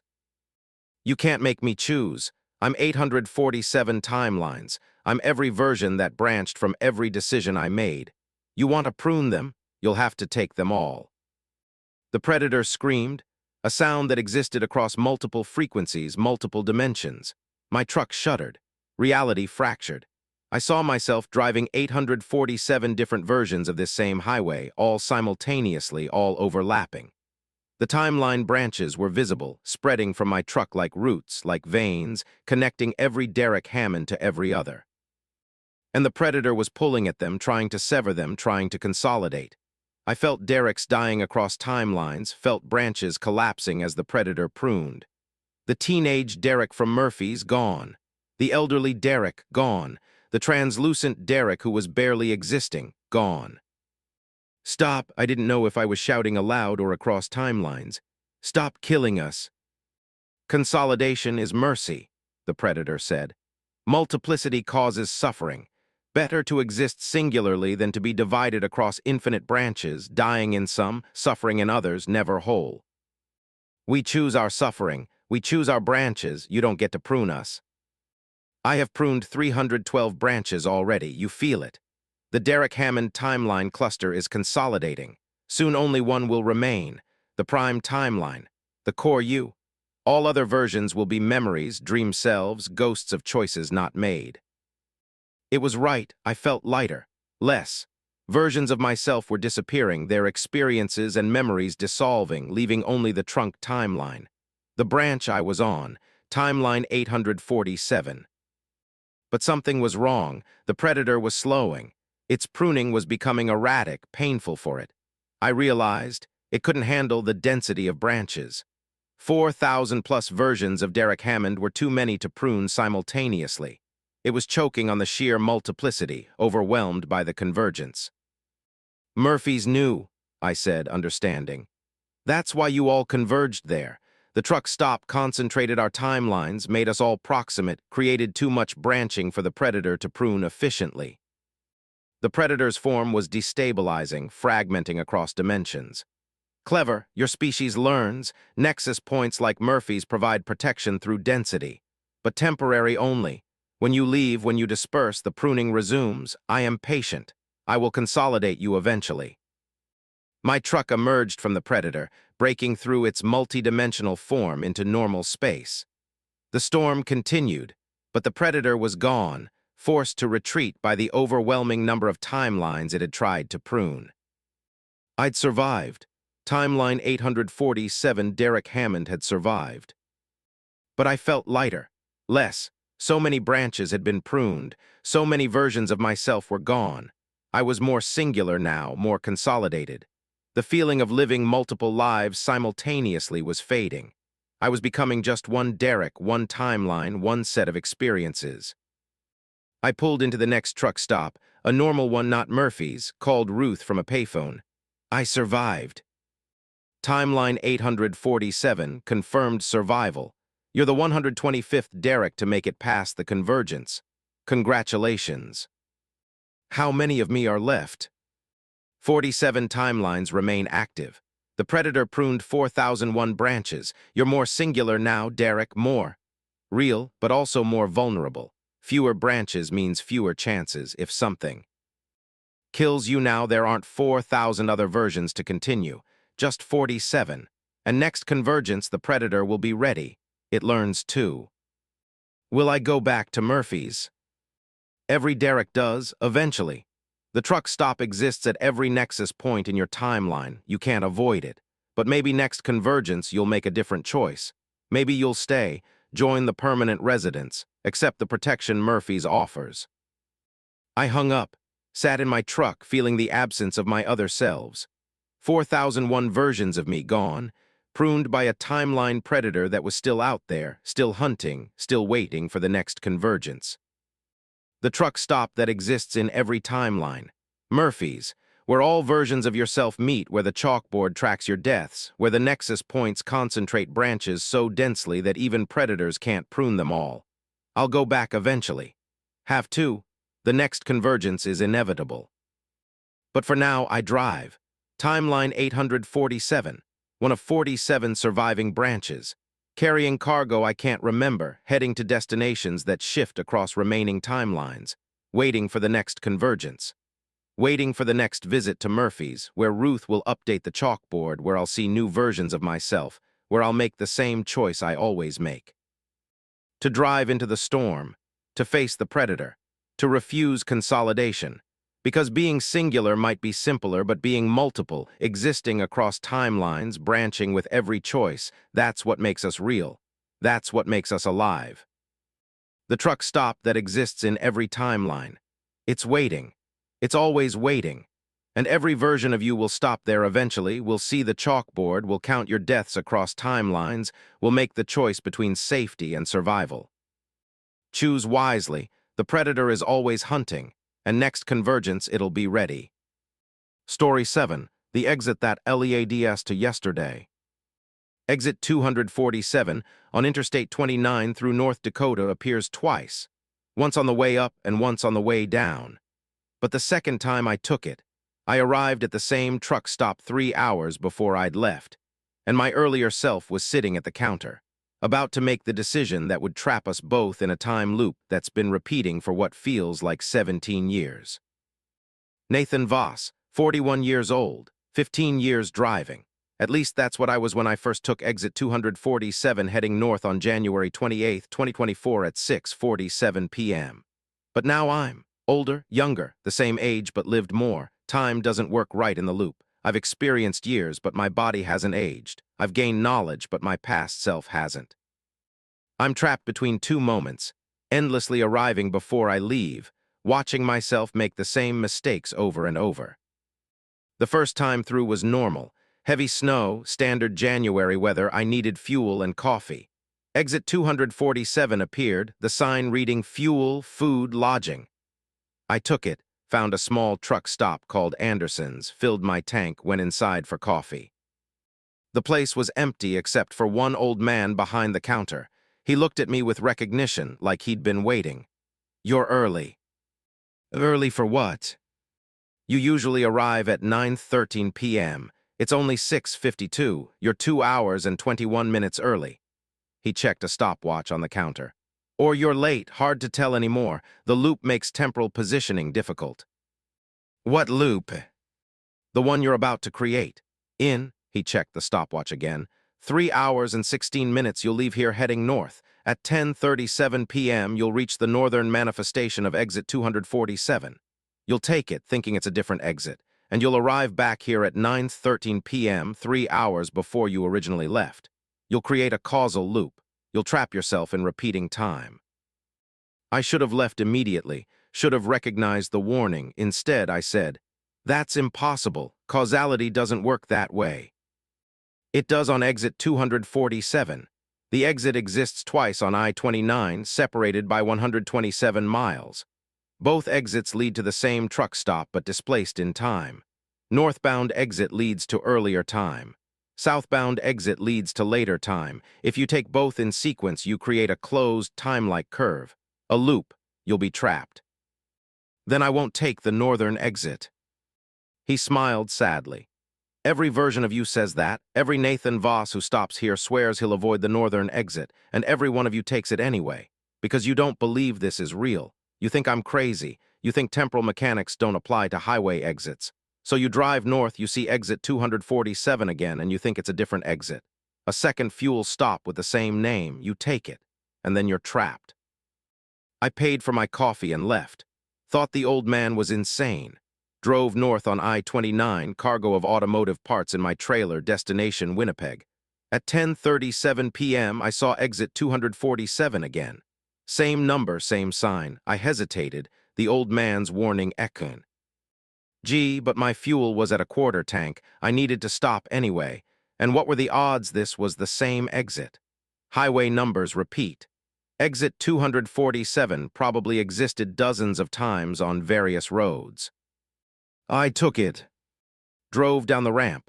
Found Anderson's truck stop at the bottom. Same building, same layout, same old man behind the counter. And sitting at the counter drinking coffee was me, the earlier me. The Nathan Voss who'd stopped here at 6:47 p.m. I watched through the window, too shocked to go inside. Earlier, me finished his coffee, talked briefly with the old man, left. I checked my watch, 9:13 p.m., exactly when the old man said I'd arrive.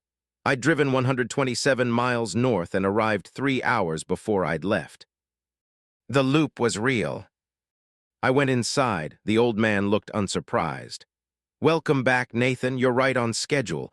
Timeline suggests you'll attempt escape 17 times before accepting the loop. We're on attempt 1. Would you like coffee? How do I get out? You don't. The loop is closed. You drove from 6:47 p.m. to 10:37 p.m., covered 127 miles, and arrived at 9:13 p.m.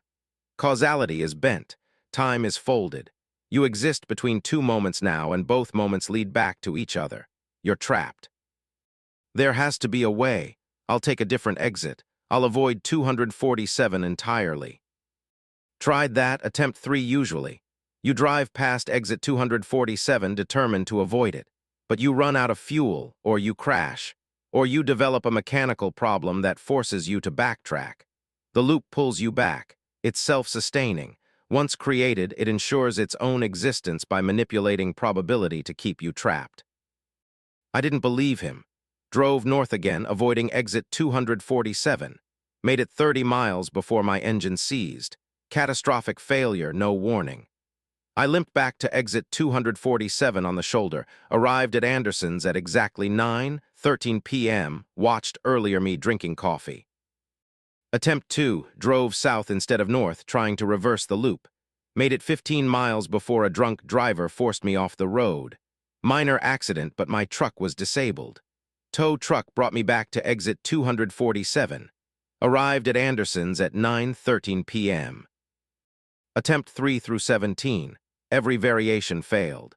Different routes, different decisions, different attempts to break the causality.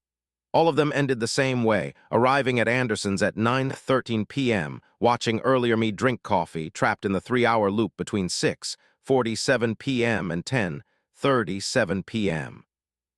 Ready to accept reality? The old man asked after attempt 17.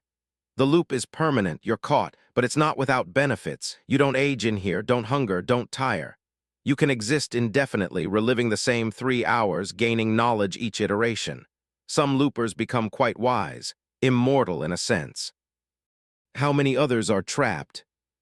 47 confirmed loopers on exit 247, each in their own loop, their own temporal prison. You can't interact with them. You're displaced in time, existing in separate brackets. But they're here, reliving their own 3 hours forever. How long have you been here? I'm not trapped, I'm the attendant. I exist outside the loops, maintaining the exit, helping loopers understand their situation. I've been doing this for, he paused, a long time, longer than calendars measure. Exit 247 is old, Nathan, one of the original temporal anomalies in the highway system. It's been trapping travelers for decades, maybe centuries. Time is weird here. I've stopped counting attempts, stopped trying to escape. The loop is absolute. Every 3 hours, I arrive at Anderson's at 9:13 p.m., watch earlier me finish coffee, and leave at 6:47 p.m. to begin the journey that leads back here. The loop is perfect, closed, inescapable. But I've learned things, gained knowledge through repetition. I've memorized every detail of those 3 hours. I know exactly which cars pass on I-29 and when. I know the weather patterns, the radio broadcasts, the precise timing of every event. I've become an expert on 3 hours of time, living them over and over, exploring every permutation. And I've discovered something the attendant didn't mention. The loop is degrading. Each iteration, the time displacement is slightly smaller. I'm arriving at 9:14 p.m. now, not 9:13. The loop is expanding, the temporal bracket growing. Eventually, it'll expand enough that I'll arrive after I've left. The loop will break. I'll be free. But that means eventually I'll meet myself.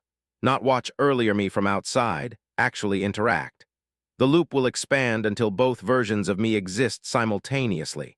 And according to temporal mechanics, when two versions of the same person occupy the same time-space, one ceases to exist.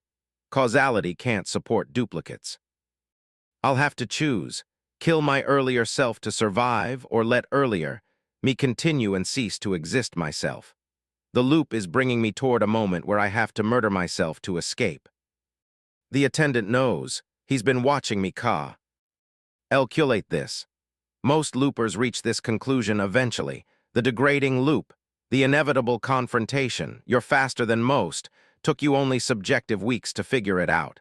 Some loopers spend subjective decades before they realize. Which version survives, earlier me or current me? Whichever is more causally coherent, whichever better fits the timeline's narrative. Usually it's earlier, you, the version that hasn't lived through the loop that still has forward momentum. Current you is an echo, a reflection, the result of bent time. Echoes don't survive when the loop breaks. So I'm going to cease to exist. When the loop fully degrades, yes, you'll approach earlier, you try to warn him, and you'll simply stop, fade, become retroactively non-existent. The timeline will adjust. Only one Nathan Voss will remain, the version who took exit 247, arrived at 6:47 p.m. and then didn't take the northern exit, avoiding the loop entirely. But I already took the northern exit. I already created the loop. And when the loop degrades fully, that decision will be unmade. Causality will retroactively correct. You'll never have entered the loop, which means you'll never have existed as a looper, which means this conversation never happened. Paradox resolves through erasure. You're living in borrowed time, Nathan, existing in a temporary state that causality will eventually delete. I'm on iteration 472 now, or 4720, or 47. Time is difficult to track when you're reliving the same 3 hours, but I can feel the loop degrading. I'm arriving at 9:27 p.m. now, 33 minutes closer to earlier me. Soon I'll arrive while earlier me is still here. Soon I'll have to confront myself. And then I'll cease to exist. The other loopers are facing the same fate. All 47 of us, trapped in degrading loops, approaching the moment of self-confrontation. The exit 247 temporal anomaly is collapsing. After decades of trapping travelers, it's finally failing. And when it fails completely, all of us will be erased. We'll retroactively never have been trapped, which means we'll retroactively never have existed as loopers. But we'll remember. That's the cruel part. The version of me that escapes will carry memories of the loop, even though he never experienced it.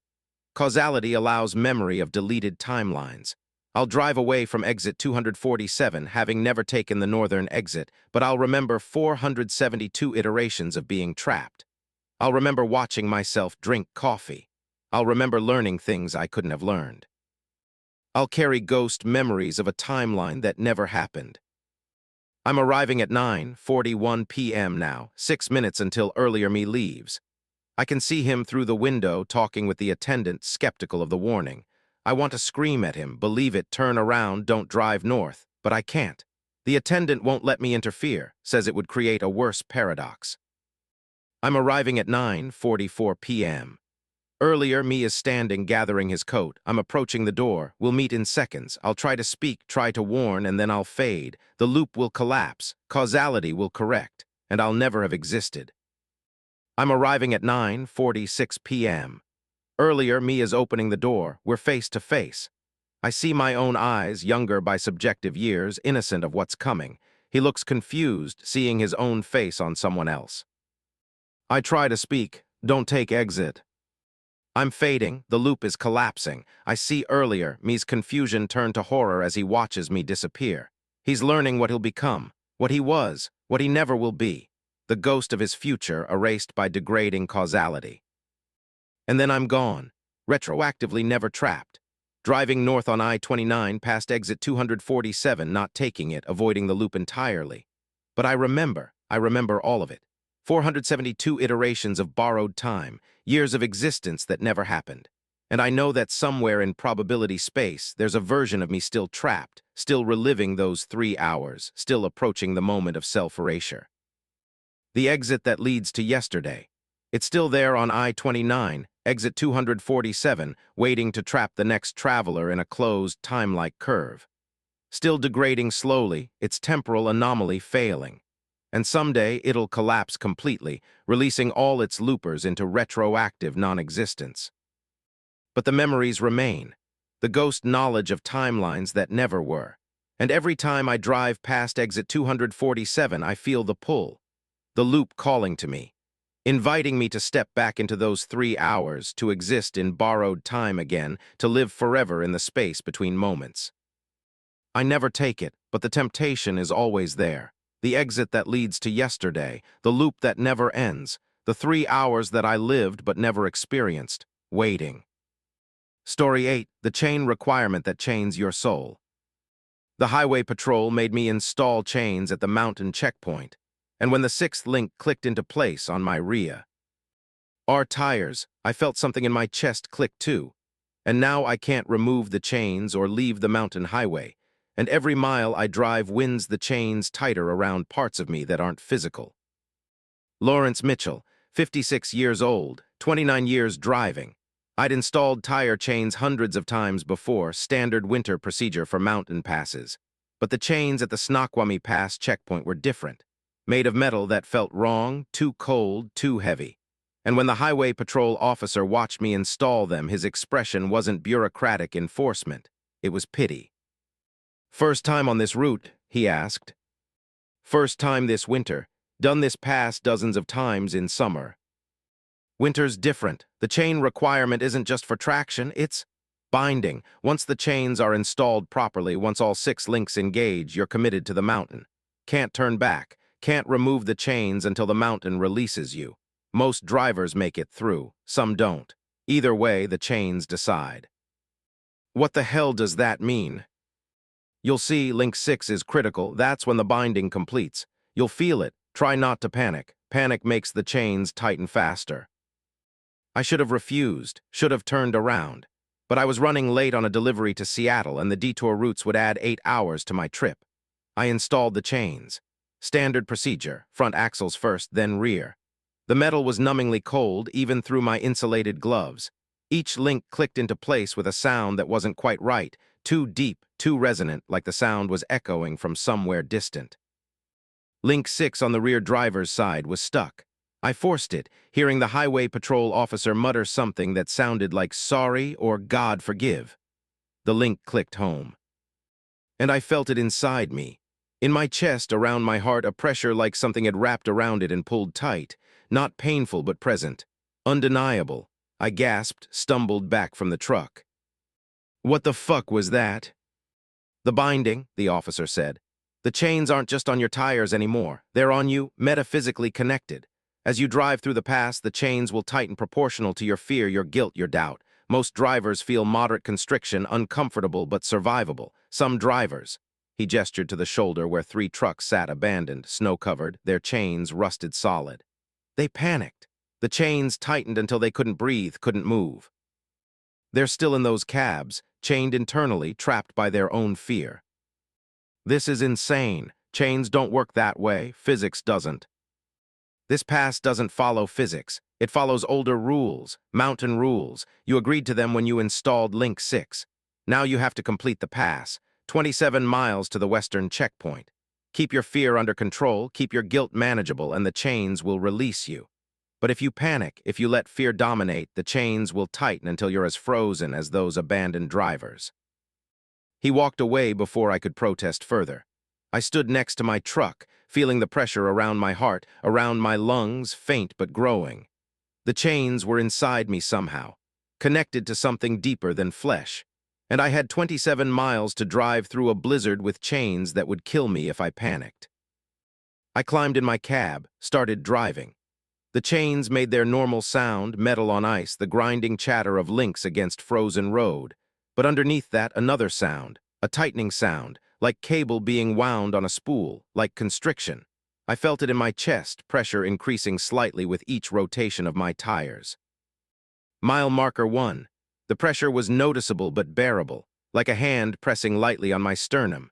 I focused on breathing, on keeping calm. Just 26 miles. Just drive slow, stay controlled, don't panic. Mile marker 2. The pressure increased. Now it felt like a strap around my chest, pulling tighter. I tried adjusting my posture, tried deep breathing, but the constriction was internal, not physical. The chains were wrapping around something inside me, something that couldn't be adjusted or relieved. The CB crackled. "This is Chen to any drivers on Snoqualmie eastbound. How bad is the chain binding today?" Another voice responded. "Chen, this is Rodriguez. I'm at mile marker 14. Binding is severe. I'm at maybe 40% lung capacity. How are you holding up?" Mile marker 7, about 60% capacity. Trying to stay calm, but the fear is feeding it.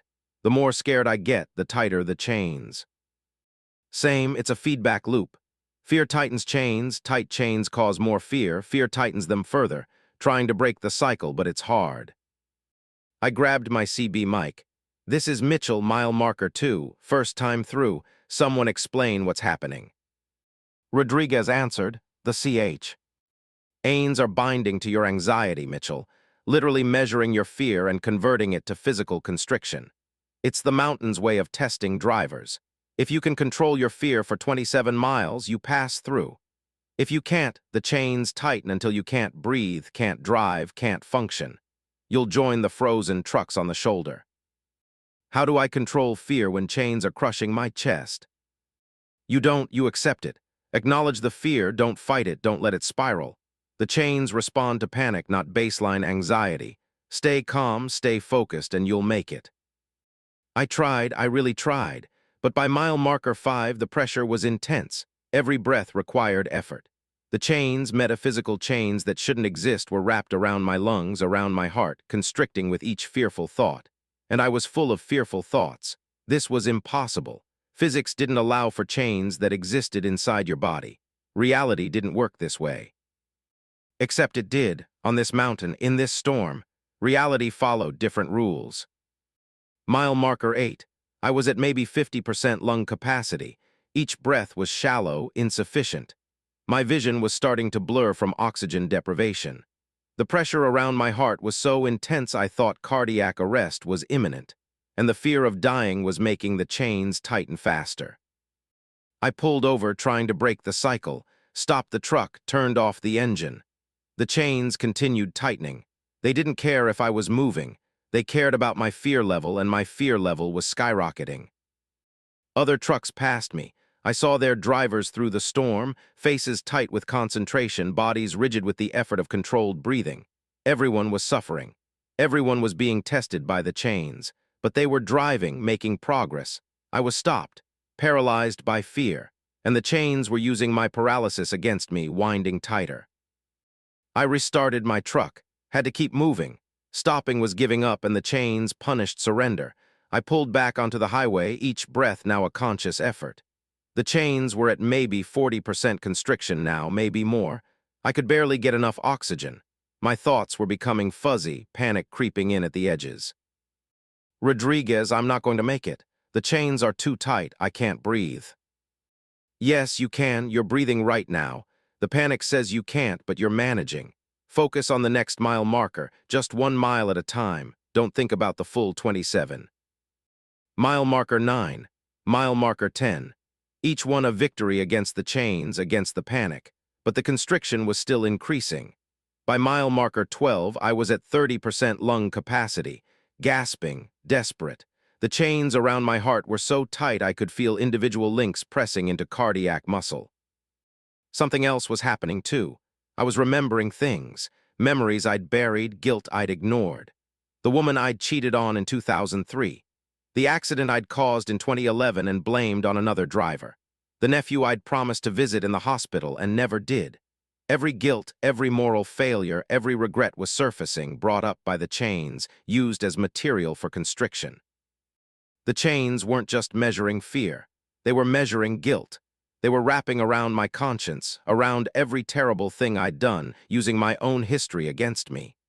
The mountain was testing more than my ability to control panic. It was testing my ability to carry guilt without being crushed by it. Mile marker 15, halfway. I was at maybe 25% lung capacity. Each breath was agony, a desperate pull against chains that didn't want to let my lungs expand. My vision was darkening at the edges. Hypoxia. I was dying slowly, crushed by metaphysical chains fed by my own fear and guilt. "Mitchell, you still with us?" Rodriguez on the CB, his voice strained. He was suffering too. We all were. "Barely, can't breathe, chains too tight." "Listen to me, you're going to make it. 15 miles down, 12 to go. The worst is over." The chains reach maximum constriction at mile 15, then they stabilize. You won't get tighter from here, but you won't get looser either. You just have to survive the next 12 miles at current constriction. "I can't survive 12 miles like this." "You can. You're tougher than the guilt, tougher than the fear. The mountain is testing you, but it doesn't want you to die. It wants you to prove you can carry your burdens without breaking. Can you do that, Mitchell?" I didn't answer, couldn't answer. Every bit of energy was focused on breathing, on driving, on not passing out from oxygen deprivation. The chains were stable now, not tightening further, but at a level of constriction that felt unsurvivable. Mile marker 16, 17. The storm was worsening, visibility near zero. I was driving mostly by feel, by the rumble strips on the road edge, by instinct developed through decades of winter driving.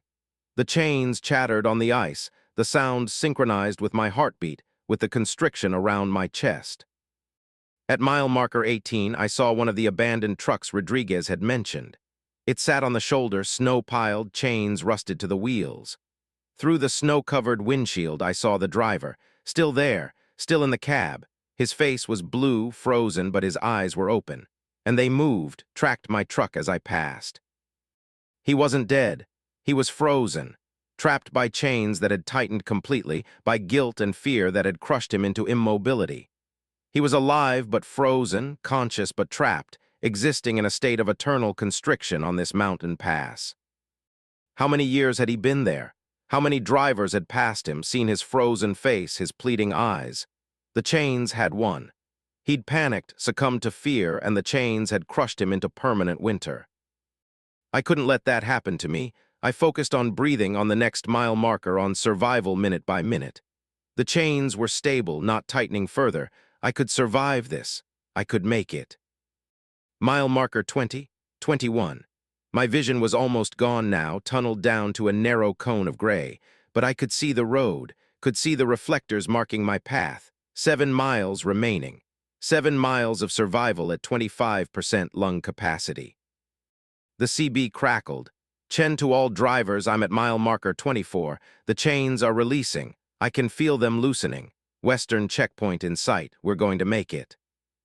Hope, dangerous hope. The chains sensed it, tried to use it, tried to convert hope into fear of hope lost. But I held firm. 3 miles to Western checkpoint. 3 miles to freedom from these metaphysical chains. Mile marker 25. The pressure was easing, not much, but noticeably. The chains were beginning to release, preparing to unbind at the checkpoint. I could breathe slightly easier, could think more clearly. Mile marker 26. The checkpoint was visible ahead, lights in the storm. Highway patrol officers waiting, watching to see which drivers emerged and which didn't. I was going to make it. The chains were loosening rapidly now, unwinding from my chest, from my heart, from my guilt. I pulled into the checkpoint. A highway patrol officer approached, gestured for me to stop. I did, engine running, chains still attached, but feeling lighter now, less oppressive, almost normal.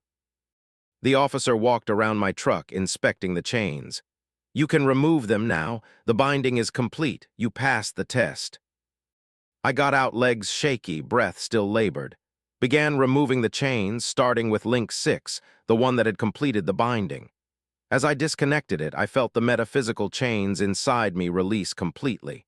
The pressure on my chest vanished. I could breathe fully again.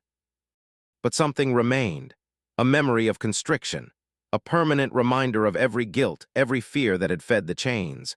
I'd survived the mountain's test, but I hadn't emerged unchanged. Part of me was still wrapped in those chains, still feeling the pressure, still carrying the knowledge that my guilt had physical weight. The officer saw my expression. It stays with you. Everyone who drives this pass successfully carries the memory, the phantom constriction. You'll feel it when you encounter guilt, when you feel fear. The chains are gone, but the binding is permanent. The mountain marked you.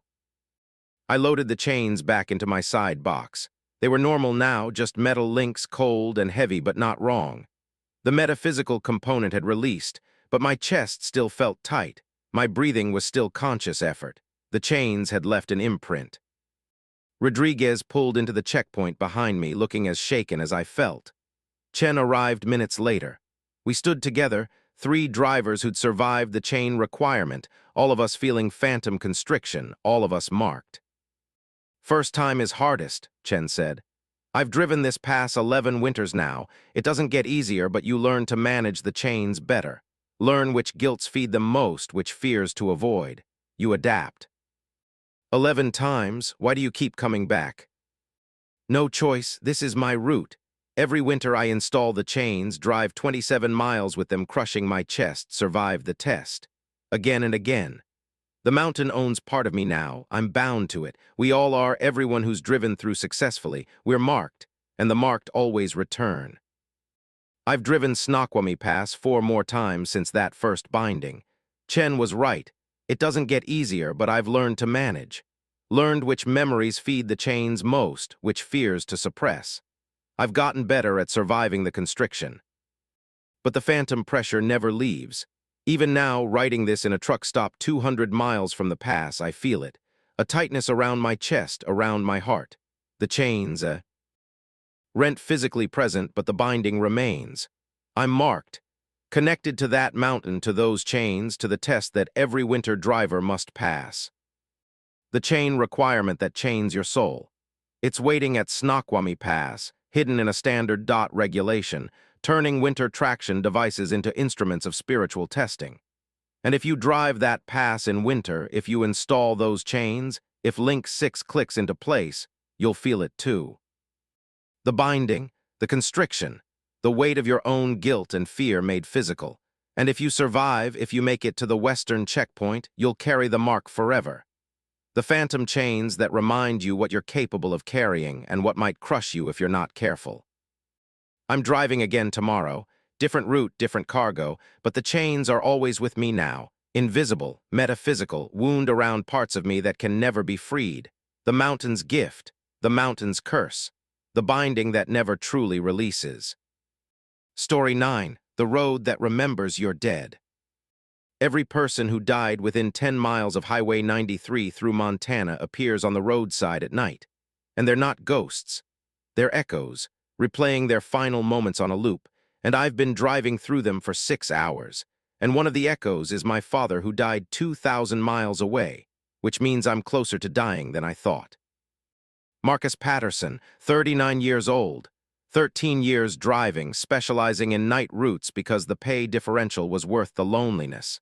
But Highway 93 at night wasn't lonely. It was crowded with the dead. The first echo appeared at mile marker 112 around 10:34 p.m. A man standing on the shoulder wearing clothes from the 80s waving for help. I slowed, thinking he was a stranded motorist, but as my headlights swept over him, he flickered, not like a light, like a video glitch.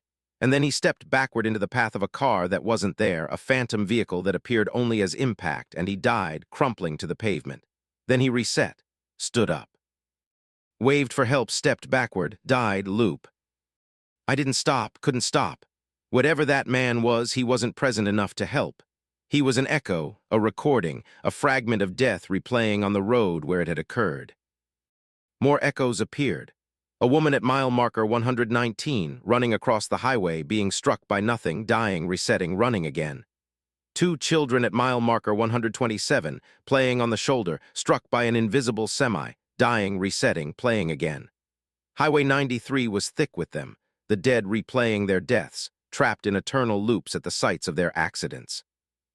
And they were getting denser. By mile marker 135, I counted 17 echoes in 1 mile, all of them dying in various ways: car crashes, heart attacks, murder, suicide. Every death that had occurred near this highway was recorded, replayed, made visible at night. My CB radio crackled with interference, and underneath it, voices, screams, last words, the sounds of death compressed into static. I turned it off, but the voices continued, bleeding through the electrical system, through the metal of my truck itself. The dead were communicating, or trying to, their echoes overlapping into a chorus of final moments. At mile marker 142, I saw someone I recognized. My high school friend Derek. He died 5 years ago, car crash in Oregon, 2,000 miles from here. But there he was on the shoulder of Highway 93, replaying his death the moment his car left the road and rolled. He died screaming, reset, drove off the road again. Loop. That was impossible. Derek had died nowhere near Highway 93. The echoes were supposed to be location-specific, replaying where they occurred. But Derek's echo was here in Montana, far from his actual death site. Unless the road wasn't showing where people died, it was showing the deaths of anyone who would die near here. Precognitive echoes. Future deaths recorded and replayed before they happened. I checked the mile marker. 142. That's where Derek's echo was looping. Was I going to die at mile marker 142? Was that why I was seeing him? Because my death was connected to his somehow, intertwined across time and space. More recognizable echoes appeared. My uncle at mile marker 149, who died of cancer in Florida. My childhood neighbor at mile marker 156, who'd overdosed in California. People I'd known, all dying in places they'd never been, their echoes appearing on Highway 93 like the road was collecting them, gathering the deaths of anyone connected to drivers currently on this highway. At mile marker 163, I saw my father. He died 4 years ago, heart attack, in his apartment in Michigan, 2,000 miles from Montana. But there he was, clutching his chest, collapsing, dying, resetting, standing, clutching his chest. Loop. His face was clear in my headlights, expression frozen in pain and confusion, the moment of car. Diac failure replaying endlessly on this Montana highway. I pulled over, had to, seeing my father's death, even an echo of it was too much. I parked on the shoulder, engine running, and watched him die. Again, again, again. Each loop identical, his hand reaching for the phone he'd never reach, his body falling in the same position, his final expression unchanging. Dad, I said it to the echo, knowing he couldn't hear. He was a recording, not a person, but I said it anyway. I'm sorry I didn't visit, sorry I was on the road when you needed me. The echo didn't respond, just died, reset. My CB radio activated itself, my father's voice coming through the speaker. Marcus, you're seeing my echo because you're going to die near here. The road shows you the deaths of people connected to you when your death is imminent. It's a warning. Turn back. Don't continue. Whatever's ahead at mile marker 187 will kill you like it killed everyone else whose echo you've seen. This isn't real. You're not real. You're an echo. I'm a message. A recording activated by the road's awareness of your impending death. The road remembers everyone who dies near it, and it's learned to predict future deaths. You're in the prediction database now, Marcus, scheduled to die at mile marker 187 in approximately 17 minutes. The echoes you're seeing are the road's way of warning you, showing you everyone who's died so you'll understand the danger. How do I avoid it? Turn back, leave Highway 93, take the previous exit, find a different route. The death is location-specific. If you don't reach mile marker 187, you don't die. I put my truck in gear, started to turn around, but something stopped me. A thought, if the road was showing me future deaths and my father's echo was here, did that mean he'd be at mile marker 187 in my death moment? Would I see him again, not as an echo, but as... what? A presence, a guide. I wanted to see him, even if it killed me. I wanted to reach mile marker 187 to experience whatever the road had predicted, to be with my father one more time. Don't do this, Marcus, his voice on the CB pleading. The road is manipulating you. It shows you echoes of loved ones to lure you forward to ensure the predicted death occurs. It's self-fulfilling. Turn back. If I turn back, do I just die somewhere else, some other time? Eventually, everyone does, but not tonight. Not at mile marker 187. You get more time. Years, maybe. Don't throw that away for a chance to see me. I drove forward, toward mile marker 187, toward my predicted death.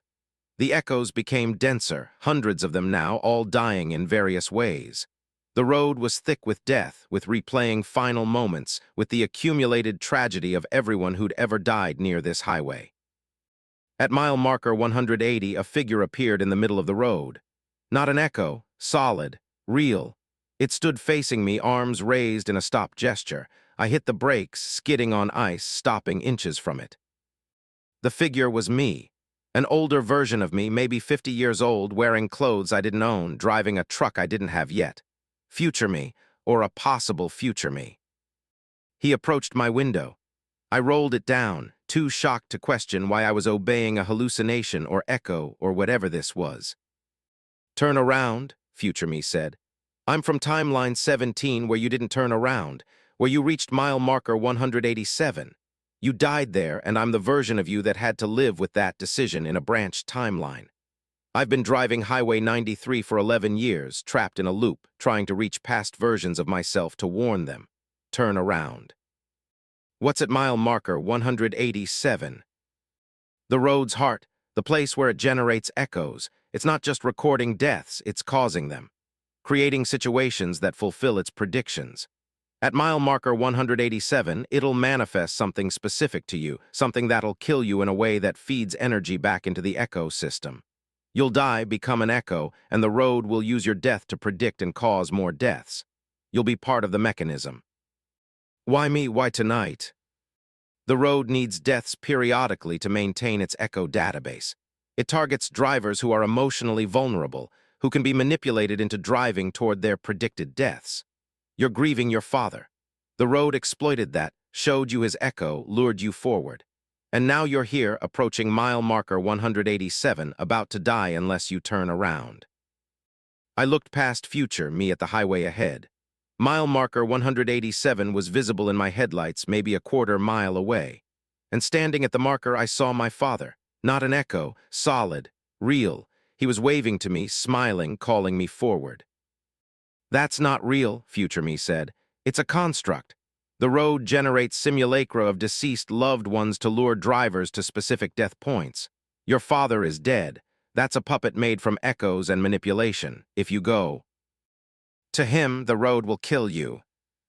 But it looked so real. He looked so much like my father. And the grief, the guilt of not being there when he died, the desperate desire to see him one more time, all of it pushed me forward. I have to... Marcus, please, I've driven this loop 11 years. I've watched 43 versions of you die at mile marker 187. In 43 timelines, you didn't listen. You drove forward. And each time I had to continue existing in a timeline where my past self died, where I'm trapped driving Highway 93 trying to warn the next iteration. Don't make me live through this again. I looked at future me. He was crying, exhausted, broken by years of trying to save himself and failing. 43 times he'd watched me die. 43 times he'd failed to change the outcome. If I turn back, do you escape your loop? No, my loop is set. But maybe you escape yours. Maybe timeline 44 is the one where Marcus Patterson doesn't die at mile marker 187. Maybe I get to know that one version of us survived. I looked at my father's simulacrum, still waving, still smiling. It looked so real. But I knew it was manipulation. Knew the road was using my grief against me. I put the truck in reverse, backed away from mile marker 187. My father's simulacrum smile faded, then turned to anger, then distorted into something inhuman. The road's construct exposed, not my father at all. Future me watched me reverse, his expression shifting from despair to hope. Thank you, he mouthed. Thank you. I backed to mile marker 179, then turned around, found the previous exit, left Highway 93, and as I drove away, I felt something release. A prediction canceled. A timeline branch closed. The road had marked me for death, but I'd refused the appointment. Behind me, Highway 93 was thick with echoes, all replaying their deaths, all trapped in the road's mechanism.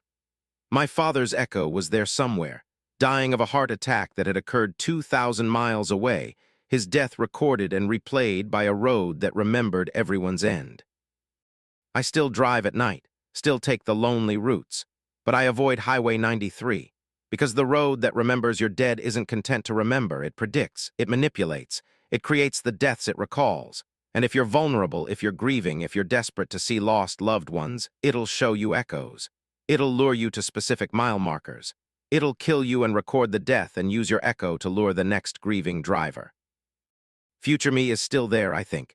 Still trapped in Timeline 17, still driving Highway 93, still trying to warn past versions of himself. I'm Timeline 44, the one that listened, the one that turned back, but there will be Timeline 45 and 46 and more. Other versions of Marcus Patterson in other timelines, all approaching mile marker 187, all seeing their father's simulacrum, all making the choice between grief and survival. The road that remembers your dead. It's out there on Highway 93, recording deaths, predicting deaths, causing deaths. And if you drive it at night, if you see echoes of people you knew, if you see your loved ones dying on the shoulder, don't stop, don't investigate, and especially don't drive toward them, because the road isn't showing you the past, it's showing you the future, your future, and it's doing everything it can to make that prediction come true. Story 10, the delivery that can't be delivered. The package in my trailer has been addressed to last known location in Nowhere, Alaska since I picked it up in Seattle, and every delivery attempt fails because the destination moves. And now the GPS is showing coordinates that don't exist on Earth, and the package is getting heavier, and I'm starting to think Nowhere isn't a place. It's a state of being I'm driving toward. Sarah Kimura, 46 years old, 21 years hauling specialty cargo. I delivered everything from classified military equipment to celebrity possessions to pharmaceutical trials. But I'd never delivered something to Nowhere, because Nowhere wasn't supposed to be real. The dispatcher's instructions were simple. Single package, 3,000 pounds, medical equipment, destination Nowhere, Alaska. GPS coordinates will update en route. Priority delivery, complete by January 31st or forfeit payment. The money was extraordinary. $50,000 for one package, one destination. I didn't ask questions, I should have. The package was loaded in Seattle on January 26th. Standard wooden crate, 8 feet long, 3 feet wide, stenciled with medical equipment, fragile Nowhere, AK. The shipping label had coordinates instead of a street address. 64, 8,378 degrees N, 147, 7,164 degrees W, middle of Alaska. Remote location, but accessible. I drove north through British Columbia into Yukon, then Alaska. Normal route, normal roads, but when I entered Alaska, the GPS started behaving strangely. The coordinates changed, not drastically, but consistently. 64, 8,378 degrees became 64, 8,391 degrees became 64, 8,405 degrees. The destination was moving. Probably GPS drift, I told myself. Satellite alignment issues, it'll stabilize. It didn't stabilize. The coordinates continued shifting, slowly but measurably. Every hour, the destination moved farther away. I was chasing a location that was moving faster than I could drive. At the Alaska-Yukon border, I stopped to check my cargo. The crate was secured properly, straps tight, but it felt heavier. Not looked heavier, felt heavier. When I leaned against it, the resistance was greater than 3,000 pounds should generate. I checked my trailer weight. The scale read 6,400 pounds. The package had doubled its weight. Sitting in my trailer, not being loaded, not accumulating anything, it had simply become heavier. I called the dispatcher. My cargo is gaining weight, started at 3,000 pounds, now showing over 6,000, and the destination coordinates keep changing. What am I hauling? Deliver the package, Sarah. That's your job. The weight variation is expected. The coordinate shifts are normal for Nowhere. Just follow the GPS and complete the delivery. Where the fuck is nowhere? Exactly where the GPS says it is. Currently at 64, 8,891 degrees N, 147, 9,372 degrees W. Drive there. Deliver the package. Collect your payment. I drove, the coordinates kept shifting. The package kept getting heavier. By the time I reached Fairbanks, my cargo weighed 12,000 pounds according to the trailer scale. It had quadrupled since Seattle. And the GPS coordinates had drifted to 65, 1,243 degrees N, 148, 8,941 degrees W, significantly farther north and east than the original destination. I'm not going to catch it, I told the dispatcher. The destination moves faster than I can drive. What am I chasing? You're not chasing a location, you're approaching a condition. Nowhere isn't a place, Sarah, it's a state. When you reach the proper state, the delivery will be possible. Keep driving, keep approaching. The package knows when you're ready. The package knows? What the hell does that mean? The cargo is aware. It's measuring your proximity to the delivery condition. When you're close enough, when you've achieved the necessary state, nowhere will appear. Until then, it'll keep moving and the package will keep getting heavier. I should have abandoned the cargo, should have driven to the nearest city and refused the delivery. But $50,000 and curiosity, and the strange certainty that this delivery was important, that getting the package to nowhere mattered in ways I couldn't articulate.